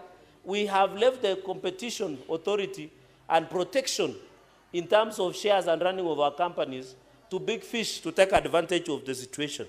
Madam Speaker, the issue of locally has employed over 6,000 Kenyans. Those include the employees, include also the distributors. And I remember, Madam Speaker, I saw the proprietor of the Deputy Majority Leader, the Senator of Nakuru, and she understands better how this business of selling alcohol and what have you in terms of distribution. We want EABL to be run above board, but not also to kill upcoming industries, because there is still a market that can be fulfilled. So these 6,000 employees that are both distributed, and I remember, Madam Speaker, the yesteryears billionaires of this country were, in fact, interestingly, EABL distributors. And therefore, this 6,000 workforce must be protected by all costs by ensuring that, Madam Speaker, that it becomes under sale so that we don't just sell to international. I'm told they are the companies who want to sell. How, Madam Speaker, when you go to Tanzania, for example, when you want to set up a business, Tanzanian government will never allow you to have majority. You understand, because you are a senior counsel in this country. They will never allow you. What is the Attorney General of the Republic of Kenya doing? What is the company laws? We are very clear that no foreigner should own more than 50% of locally owned company. It is the law. But if you allow multinational companies to come and buy out, like what is happening in Kericho, can you believe some of these tea estates, either even in Del Monte, whether you have it here, issues of multinational teas, majority of shareholders are people who stay in London or America or other countries. Yet they are the ones, that is why when we have problems in terms of compensation, in terms of running of these companies, Madam Speaker, it is very sad. We might say Tanzania is weak in terms of economy, but they have protectionist mechanism. At West, Madam Speaker, sorry for using the local. I wanted to say free liberal market, amasoko huru. With your indulgence, Madam Speaker, understanding order number 1, we should not allow our companies to have what you call free market or soko huru. It will not be very good, Madam Speaker. And therefore, in terms of recommendation, because this is a very brief issue of the committee, and through Diego Kenya, there was also what we call, there was 2 companies that were acquiring the Guineas public traded, and therefore, which means these shares, Madam Speaker, must be followed the law. And I want to warn companies, this issue of insider trading, they must meet, and you know, CMA, Capital Markets Authority, is the regulatory body. What are they doing? This is their job. Madam Speaker, our business in the Senate is to pass the law. The implementers must do their job so that we can have, and the reason some of us are pushing to ensure that East Africa Breweries Limited must be run above board. I have told you the reason. Most of our young people are dying because the alcohol that is being sold in market is alcohol that does not meet the standards of health, in terms of health, both of consumption and even the functionality of the human. And even, I want to challenge the Trade Committee through the Vice Chair. Let's also invite EABL. You should form an inquiry, because I'm told they are selling assets. They are also doing contracting farming. You are aware, Madam Speaker, where they come to your farm and do contracting farming for you to produce barley, which is majorly used as part of processing of alcohol. So contract farming, we must be told that what EABL is doing. I have met farmers who feel that they were contracted by EABL to do barley, but after some time, their contract has never been honored, Madam Speaker, in going into the future. The issue of distribution and the issue of asset sale, we are aware EABL have sold a lot of assets, but this is a public traded company. They should be accountable that how many assets are, like Kenya Railways, for example. I was here the other day, Madam Speaker, on the issue of Kenya Railways. Kenya Railways is a public company, but the MD and management of Kenya Railways are running it like a personal property, where they are leasing property in the major towns, where they are leasing things of Kenya Railways, because advantage of Kenya Railways, Madam Speaker, they have a lot of land. So these publicly traded companies must be held accountable. They cannot, and even under the principle of company law, it can reach a position where we are lifting the veil. I know you understand that principle. Even as I wish Senator Roba and other Muslims all the best during this month of Ramadan, Madam Speaker, as I wish Senator Party Leader of UDM, Senator Ali Roba, Captain, His Excellency, all the best, and other Muslims across the country, Ramadan and holy month of Ramadan, we must lift the veil. There is a principle in law, and you and me understand very well, that, and of course, our lecturers, SDC, Kishangi, understands this, that we must lift the veil to know what is this piece. And that is why I destroyed the economy, Madam Speaker. Because the moment you don't lift the veil, you never know the insider trading and corruption and bad governance within the companies that you, and this is one of the reasons, and Senator Mongatana will tell you, the governance, corporate governance running of companies is a bigger challenge going into the future. Madam Speaker, the final point is on the issue of tax. I think Kenya Revenue Authority should be on high alert to ensure, even as we trade, even as shares are being sold. Madam Speaker, you are aware, and the members of Finance Committee are here. We are told the budget of Kenya, and we are doing budget policy statement, is 4.2 trillion. I'm told KRA is projecting to collect like almost 3 trillion in terms of on-source revenue. Not on-source, but the taxes. The public debt, Madam Speaker, is more than 10.5 trillion Kenya shillings. We are paying 1.something trillion. It means Kenya in the financial year of 2025-2026 will have a deficit budget. So we cannot allow such companies to get away in terms of share trading without taxes being paid to KRA so that we can have revenue. You can see the government has a lot of pressure to develop the country. Where I come from, Madam Speaker, and I want to thank His Excellency the President, on Thursday we were launching Koitalel Samoei University in Nandi Hills town.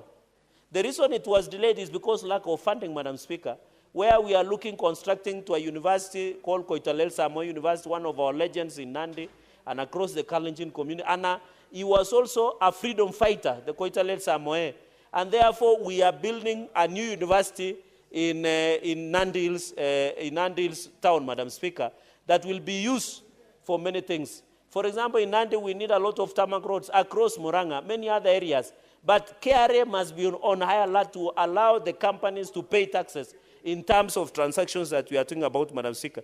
So I want to challenge the Committee of Trade to come up with these regulations, capital markets, and ensure that there is compliance through the capital markets public offers listing and disclosures. The companies must disclose, and therefore EABL cannot run from this trading. They must be held accountable. They must pay taxes. They must tell Kenyans what East Africa Breweries Limited is doing, because it's a public company. The government has shares, and the government must be, and the public must be aware, because this is a company that should be run. Madam Speaker, even these 6 months, they should ensure that there are measures to be taken, and therefore I challenge Capital Markets Authority to take charge. I also challenge the Competition Authority of Kenya should ensure that there is fair competition and fair market practices within this sector and any other companies who might want to do trading in the country. Madam Speaker, it is a pleasure to second this motion that was brought, that was done by Nicholas Rono, that the petition that came, and I want to thank the committee, membership of the committee, the old and the new membership. I saw the former chair, he was here, and I would really have wanted to hear his thoughts, because largely, most of this work was farmed by the previous Trade Committee. With all those many remarks, Madam Speaker, which are very many, I don't want to say it a tradition of Kenya, few remarks, I beg to second, and I thank you. Thank you, Honorable Senators. Honorable Senators, I propose the question that the Senate adopts the reports of the Standing Committee on Trade, Industrialization and Tourism on a petition to the Senate regarding alleged fraudulent dealings at Diageo PLC, East African Breweries Limited, Kenya Breweries, and New DV Kenya Limited, laid on the table of the Senate on Thursday, 5th December 2024. I will now call upon Senator Danson Buya Mungatana to contribute to this motion. I want to thank you, Madam Speaker, for giving me the opportunity to make comments on this petition and this motion that is before the House. Mr. Speaker, Madam Speaker, what this petitioner, Mr. Rono Nicholas, is petitioning this Senate is a complaint, Madam Speaker, of the failure by the Capital Markets Authority, of the failure by the Competition Authority of Kenya, on what their decisions or lack of them are costing the people on the ground. Madam Speaker, I know what Mr. Rono is talking about. He has said there were 6,000 employees in the East African Breweries Limited. Now it's a shell with only 600 employees or thereabouts. Madam Speaker, when I was younger, very young, I grew up in Mombasa. And one of the big companies in Mombasa, big employers, was Kenya Breweries Limited. Madam Speaker, when we were growing up, my father even left the government to come and work in the medical department of Kenya Breweries Limited. So I know when I say that Kenya Breweries Limited was a big employer, a beacon of light in the economy of Mombasa. Madam Speaker, it is true, like what this petition says, that it owned real estates, it owned a lot of property. In fact, Madam Speaker, senior employees were carried by vehicles to work. People used to live in big estates. It was a happy, happy time. Then, Madam Speaker, restructuring started happening. By then, our parents had already retired. But, Madam Speaker, when you look at it, the pain it caused many people there, the suffering of people who are earning very good money in very stable economic environment, then all of a sudden they have nothing, Madam Speaker. No prospect of going to get even half the salaries to any other opportunities that may exist in Mombasa. Madam Speaker, the buses, Madam Speaker, the bottling companies that used to come and go in the East African plant, they repair people. Madam Speaker, those who used to sell fuel and diesel to keep that company, Kenya Power itself that used to earn a living and all those fees from that company. Madam Speaker, I was shocked when I became a little older and visited that place, which was bustling with life. Madam Speaker, it is dead, completely dead. Old dilapidated buildings. Madam Speaker, many of us who grew up knowing what KBL was, it even had a very strong football team in the entire Mombasa town, Madam Speaker. So, Madam Speaker, it is a failure on the Capital Markets Authority, and I hope the Minister of Trade is listening where he is, that the people there, they make approval of transfer of shares, that the CEO there doesn't go down to where these companies are. They just approve purchase of shares and then people lose jobs. Those who are trading with KBL, they lost jobs. The business people who are sustaining life and limb, they lost all those business opportunities. The Capital Markets Authority sitting in Nairobi, they just approve the transfer of shares, Madam Speaker, without even moving to where these companies were producing, without the principle of public participation. Madam Speaker, I entirely agree that we need to look at this law again. My colleague here has mentioned that in the economies within East Africa here, they have regulations on how people from outside can buy shares into companies in this country.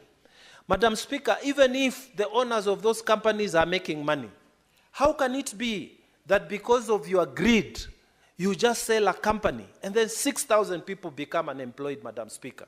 And Capital Markets Authority sitting in Nairobi does not bother to go to Mombasa, does not bother to come here in Nairobi to see what is happening, and they just approve. They look at papers and they approve that let Diego buy this company, and then people become jobless.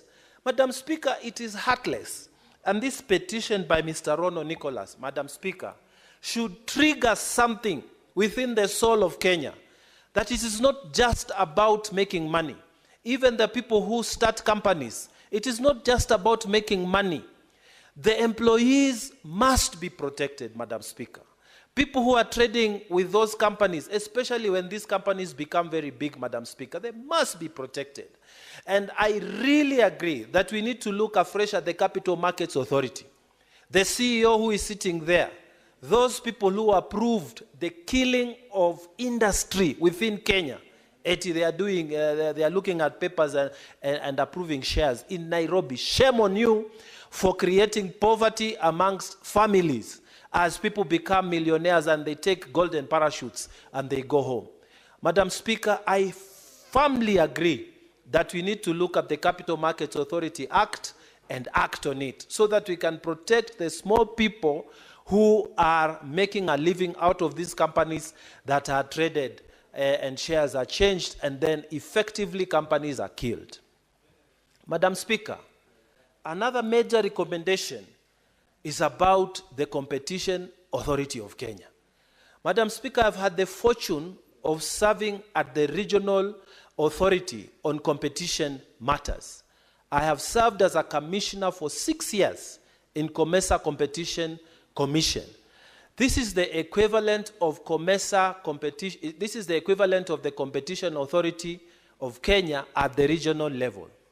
And Madam Speaker, I am shocked that the Competition Authority of Kenya has received complaints on abuse of dominant position in the market, and they have done nothing. Madam Speaker, according to this report, the Competition Authority of Kenya, they have received reports of abuse of dominant position by the East African Breweries Limited, and yet they have done nothing about it. Madam Speaker, how can it be that a market player in Kenya today can abuse its dominant authority and its dominant position within the market against the Competition Authority of Kenya Act, and then nothing happens? Madam Speaker, what this Mr. Rono, the petitioner, is saying, he's saying that something is seriously very wrong, even in the Competition Authority of Kenya. Madam Speaker, abuse of dominant position is, in simple terms, you have a controlling or substantive share of the market within a country or within a region. And then you use your position to exercise your power and promote anti-competitive behavior within the market. What does that mean?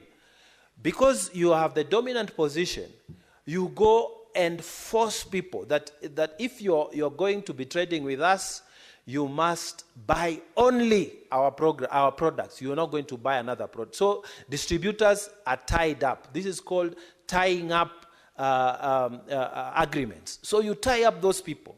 Sometimes you abuse your dominant position by knowing that you have the money, you have the market share, you have the dominant position within the market share of the country or of the region. And so what do? You kill competition by doing something called predatory pricing. You do very small prices, not because of anything good, not because you want to help the market grow, but you do underpricing so that you can kill any competition. And Madam Speaker, EABL has been accused in this petition that they have abused their dominant position. They have underpriced. They have done tying agreements to make distributors only sell what they want. They have done criminal activities in the market in Kenya today. And Madam Speaker, the Competition Authority of Kenya is here, seated there. And when you look at this recommendation, they are saying, Competition Authority of Kenya, this is number D, within 6 months of the tabling of this report, submit a report to the Senate on the reported cases of abuse of dominance from 2023 to 2024, and the respective measures and decisions taken by the authority to resolve those cases.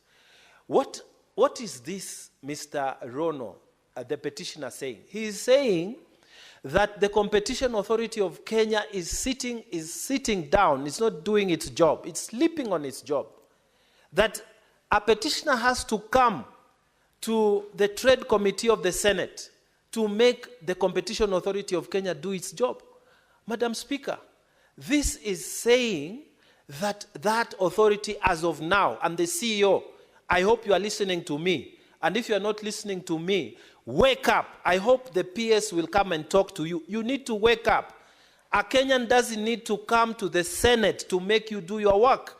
What does it mean, Madam Speaker? It means these people have complained there and those people have done nothing. Madam Speaker, this petition and the recommendation of the Senate is an indictment on the Capital Markets Authority and its operations, how you can kill local industry and feel nothing about it. And it's an indictment on the Competition Authority of Kenya, how abuse of dominant position is happening in Kenya and you're doing nothing. That a petitioner has to move the Senate for you to do anything. And you are given 6 months to report. Madam Speaker, I would have gone further in my recommendation that the CEO who is sitting there at the Capital Markets Authority and the CEO sitting in the Competition Authority of Kenya, these two guys plus their boards, they must be investigated. And the minister who is listening to me today Can you do something about the board? Because I know the Competition Authority of Kenya has a board, the Capital Markets Authority has a board. Those people, if Kenya government has shares and has directors there, they must be reconstituted. A petitioner cannot come to the Senate to make you do your work. It means you people don't want to do the work, or you are in compromised positions. And it is a shame, Madam Speaker, because what are we talking about? In real terms, 6,000 people have been sent home when they shouldn't have been sent home. If someone had sat down to say, wait a minute, what does the transfer of these shares mean? And Madam Speaker, the worst thing is they are transferring these shares to a company that is not Kenyan. It's an expatriate company. This company, this brewery company that is taking over all these shares, it's a South African company. And we are not saying we cannot trade, but you cannot acquire majority shares and then you start making decisions that are killing the economy of Kenya, Madam Speaker. Decisions that are having such negative impact on our people and the economy of this country. And CMA is just there, seated, and you approve. And Competition Authority of Kenya is just there, seated, not taking action against abuse of dominant position. Madam Speaker, I pray that this report will be implemented to the letter, and I pray that action will be taken. And I pray that in furtherance of this report, that there will be a requirement of the minister, the PS, those people who are in the Ministry of Trade to take action to protect our people. You know, someone is just sitting, is looking at their company. They have seen they are making money. They have seen the sales are doing well, and then they see they are being told to go home. Madam Speaker, it is just terrible. We cannot just sit here. And he can't explain, because that person who is working there as an accountant, he is working there as a small-time manager in one of these companies, he can't explain, why are we making so much money and then we are being told to go home after the company is being closed? Madam Speaker, we need to take these authorities that have been given the mandate to help create jobs, to help manage the economy, to take them to task. And these people, they must be punished, Madam Speaker. You know, even this report goes on to say that the Competition Authority of Kenya should enforce pecuniary penalty outlined under Section 24, subsection 3 of the Competition of Kenya of the Competition Act 2010 of Kenya. How can it be that the Senate must sit to tell you even the kind of punishment that you must execute against those who are creating trouble within the market in Kenya? It's terrible, Madam Speaker. And I was just putting this thing in perspective so that people can see that these guys are sleeping in their job, and the minister should wake up, bring disciplinary action against the board of the Kenya Competition Authority, the the Capital Markets Authority of Kenya. These people are not protecting Kenyans. They are just called Capital Markets Authority of Kenya, and they are not protecting Kenya. Competition Authority of Kenya, and you are not protecting Kenyans. People are suffering here. And those small people cannot understand. Kumbe, it is these approvals of transfer of shares that have done things they cannot even fathom. Because then they know they are just being paid this 50, 30, 100,000 and taking care of their families. Madam Speaker, let us be patriotic about our country. Let us, let us grow this economy. Let us not put people in charge of Capital Market Authority who are killing economies. Why should you approve selling of shares just to kill people's jobs? Why can't you be, conscientious enough just to visit and see what does it mean? Why can't you carry public participation so that people can see that you are listening to them and you hear it from the ground, not just the owners of the company. After all, the company is not just the owners, it's not just the directors. There are workers who are involved. There's management which is involved. Why didn't the Capital Market Authority make it its business to go down before approving these transfers, of shares? Why didn't it just go down to see who is going to be affected? Why not do public participation? Madam Speaker, I think the recommendations here are very strong, and I hope that the committee will take its time to bring the necessary amendments to the Capital Markets Authority Act and the regulations, so that at least one requirement must be, the board must visit to see what is the impact of their action. When they approve this, how many Kenyans are going to lose jobs? What are the guarantees being given to those who are working in case there is change of ownership? Why, Madam Speaker, should we make people suffer so much? And Madam Speaker, I pray that this committee will make a serious follow-up action on this matter, Madam Speaker. I pray that this committee will even write to the minister, the cabinet secretary and the permanent secretary to make follow-up actions on these two institutions, the Capital Markets Authority and the Competition Authority of Kenya, so that they can start being sensitive to what Kenyans are suffering. Madam Speaker, with those many remarks, I really want to thank the Trade Committee for taking their time to listen to the petition of Mr. Rono. And I really want to congratulate Mr. Rono Nicholas, who has taken his time to bring to the minds of Kenya what is happening inside the markets in this country, and the dirt that is going on, and the oppression of the common people who are doing these jobs in these companies around Kenya. Madam Speaker, I support this report of the committee. Thank you. Thank you very much, Senator Mungatana. I now call upon, I see there are no other senators who intend to contribute to this motion, so I'll call upon the mover of this report, Senator S.C. Okenyuri, to come and reply.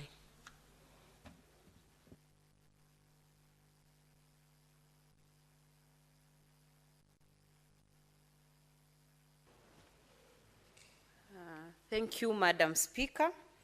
I first of all want to thank Senator Cherargei, who seconded this motion. He insightfully spoke about the major recommendations that have been proposed by members of this committee. And he surely has a grasp of what issues that the petitioner Nicholas Rono was raising. Madam Speaker, I also want to thank Senator Mungatana, the Tana River Senator, who has passionately spoken about the situation as it is. Madam Speaker, you can see the man-eat-man society we are in. In Swahili, if I say it, shamba la wanyama, well displayed by the contributions by the Tana River Senator. And I want to thank the members of the committee led by the outgoing chair, Senator Seki, who led this committee into investigating and listening to submission by the different stakeholders who are captured in this petition. And for surely taking their time and considering how lengthy and weighty this matter was, I want to specially thank them. And Madam Speaker, just to add a few comments. From the recommendations, you see there is a duration of 6 months, and I'm still a member of that committee and vice chair. So I want to commit that as a vice chair of this committee led by the chair, we are surely going to ensure that we are following up 6 months. Even before the 6 months, we want to follow up so that we know if whatever proposals we gave are being looked at, so that we do not have majority companies wanting to suppress the small shareholders, big companies suppressing small shareholders in those companies. So, Madam Speaker, allow me at this point, I just want to beg to reply, and pursuant to Standing Order 66.3, I request that putting of the question be deferred to another day. Thank you. Thank you very much, Senator S.C. Okenyuri. The putting of question is deferred to the next sitting of this House. That will be tomorrow, if the order paper allows. Next order. Order number 17, motion, report of the Standing Committee on Trade, Industrialization and Tourism on a petition to the Senate on the need for the introduction of the Hospitality Professionals Bill. Senator Okenyuri, are you still the one presenting that report on behalf of the chair? We proceed.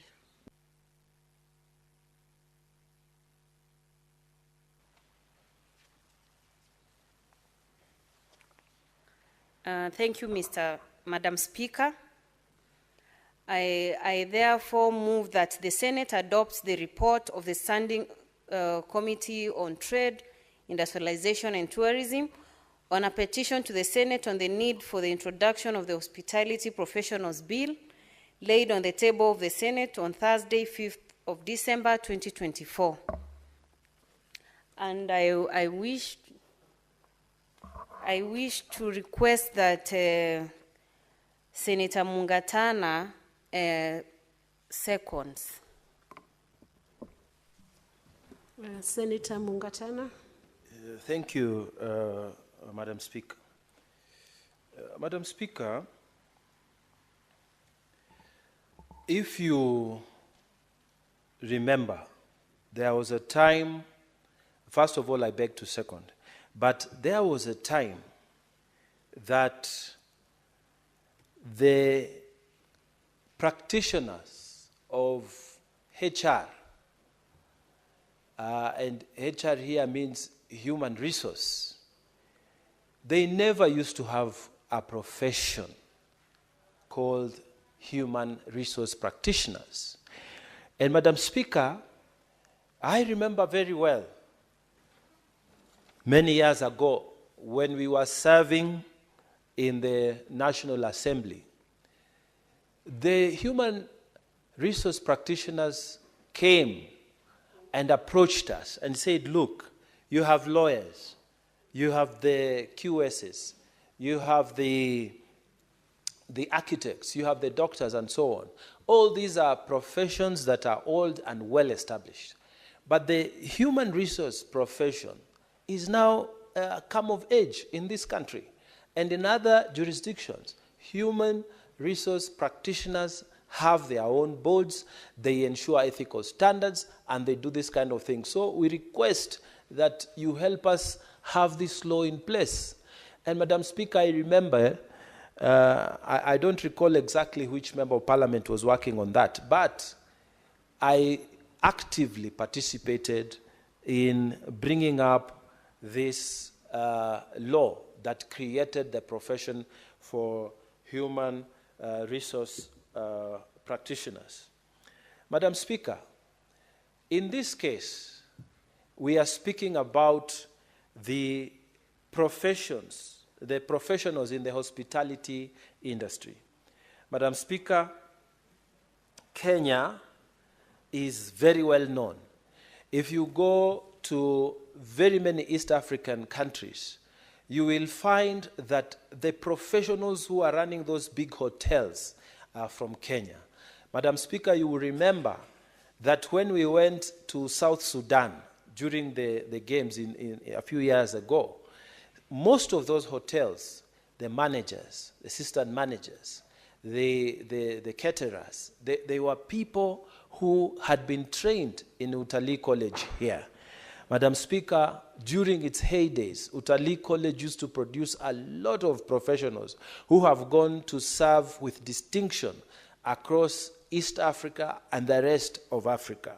So, Madam Speaker, if we say today that now the hospitality profession needs to have its own act, its own profession, so that now they have professional standards, they have ethical standards. Madam Speaker, this is a very good step towards giving these people professional independence. Why I say so is because as it stands now, Madam Speaker, the hospitality profession is regulated by the Kenya Tourism Board, and it is the one that oversees tourism and hospitality sector. It is also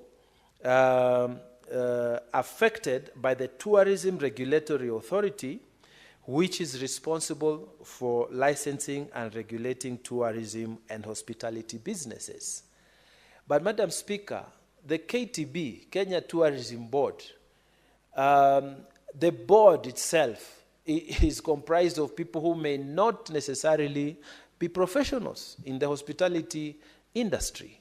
And maybe the management may be, but the people who sit at the board are people who may not necessarily be professionals in that field. So can you imagine, Madam Speaker, that you are a professional chef, you are a professional hotel manager, you are the one who is in charge of cleaning and supervising, you are the matron there. Madam Speaker, can you imagine, as a profession, you've been a chef for the last 30 years, and the person who is regulating your career, your profession, is a person who may have been never associated with that profession, but because they are a member of the Kenya Tourism Board, they are the ones who are controlling you. Madam Speaker, that is not a state of affairs that must be encouraged or continue to be encouraged. So, Madam Speaker, fully support this idea.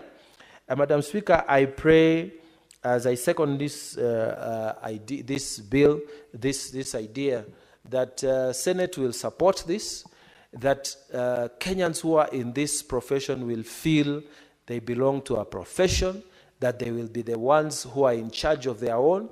Madam Speaker, when there is misconduct within the hotel industry, they'll be able to actually punish the people who misconduct themselves. Madam Speaker, not so long ago, we were speaking here in this Senate about some people, foreign, I don't want to mention their names, but they are foreign extraction, who are mistreating Kenyans because they are coming to the hotel, and just because of the skin of their colors, they are not given access to their hotel or the restaurant. And Madam Speaker, the governor of Nairobi had to revoke a license because of that misconduct. Madam Speaker, such people should be punished by ethical standards within the hospitality industry. Such people should be really indicted by their own professionals within that practice. So, Madam Speaker, I think it is not even in the place of a governor to come and bring discipline to the hospitality industry. I think the hospitality industry can self-regulate, just like the legal profession, just like the people in media, just like the people in medicine, and so on. So, Madam Speaker, I think this is a very good step towards professionalizing hospitality industry. And with those very many remarks, I want to congratulate the mover and the committee for the good work they have done. Madam Speaker, I beg to second. Thank you. Honourable Senators, I propose the question that the Senate adopts the report of the Standing Committee on Trade, Industrialization and Tourism on a petition to the Senate on the need for the introduction of the Hospitality Professionals Bill laid on the table of the Senate on Thursday, 5th December 2024.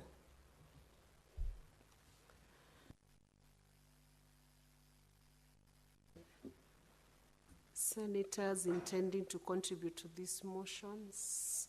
Senator Karen Nyamo.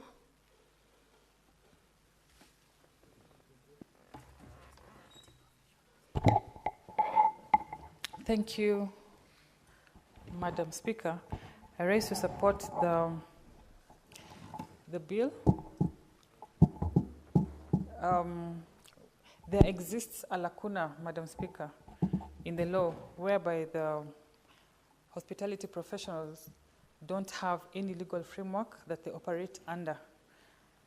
I particularly really support having a professional association that they can operate under, where their interests can be taken care of. It is actually very interesting that all this time they have been operating without an association, given the fact that they really contribute significantly to our economy and to the GDP in the country. Madam Speaker, this legislative proposal is an excellent one in my view, and I support. With those few words, I support, Madam Speaker. Thank you, Senator Nyamu.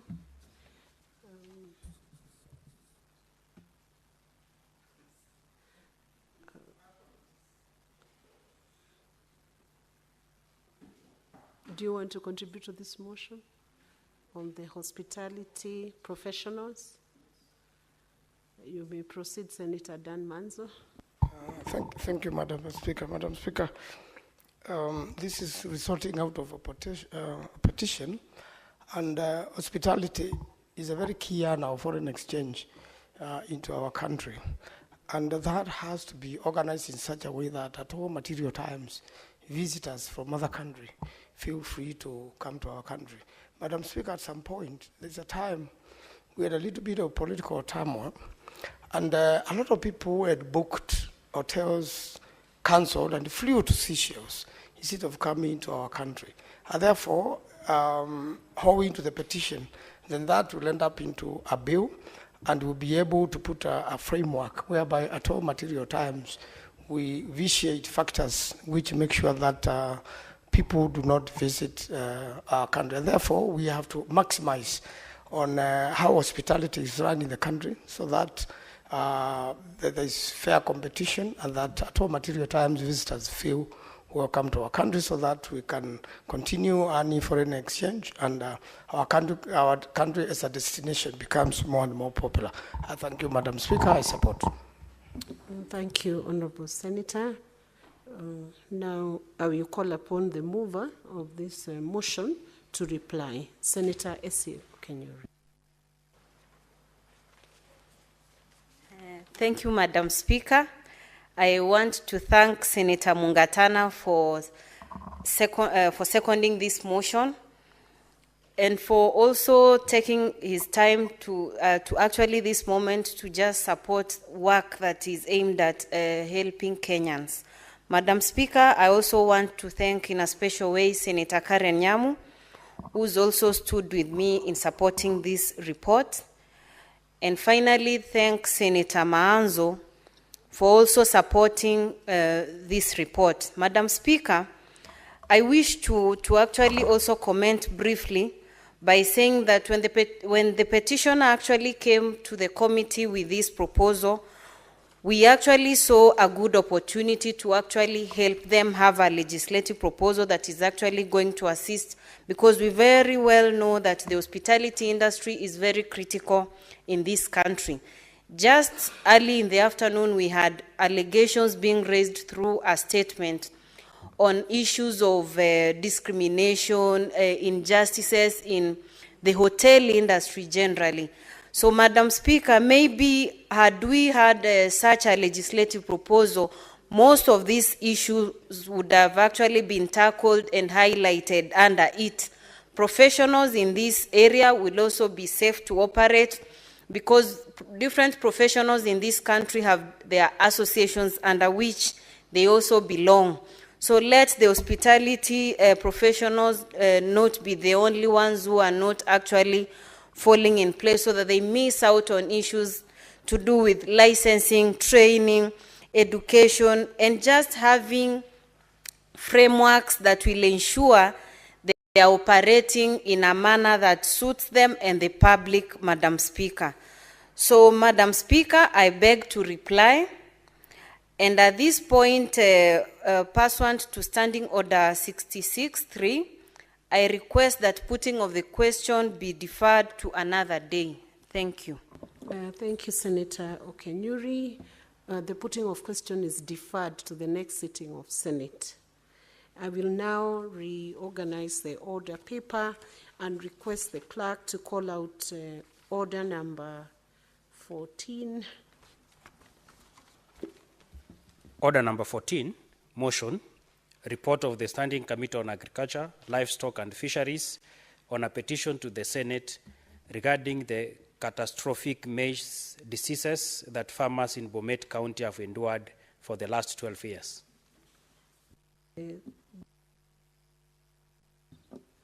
The chairman of Agriculture Committee is not in the House. That motion is deferred to the next session. Next order. Order number 15, motion, report of the Standing Committee on Agriculture, Livestock and Fisheries on a petition to the Senate regarding graft investigation by the Ethics and Anti-Corruption Commission on the West Kano irrigation scheme.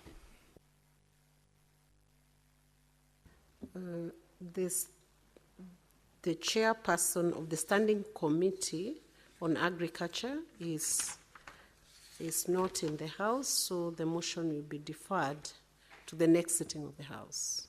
Next, we will reorganize the order paper and call out order number 18 to 23. The order 18 to 23 are deferred to the next sitting of the House. Honorable Senators, there being no other business on the order paper, Senator Karen Nyamu, you should be on your feet. The chair is on the feet.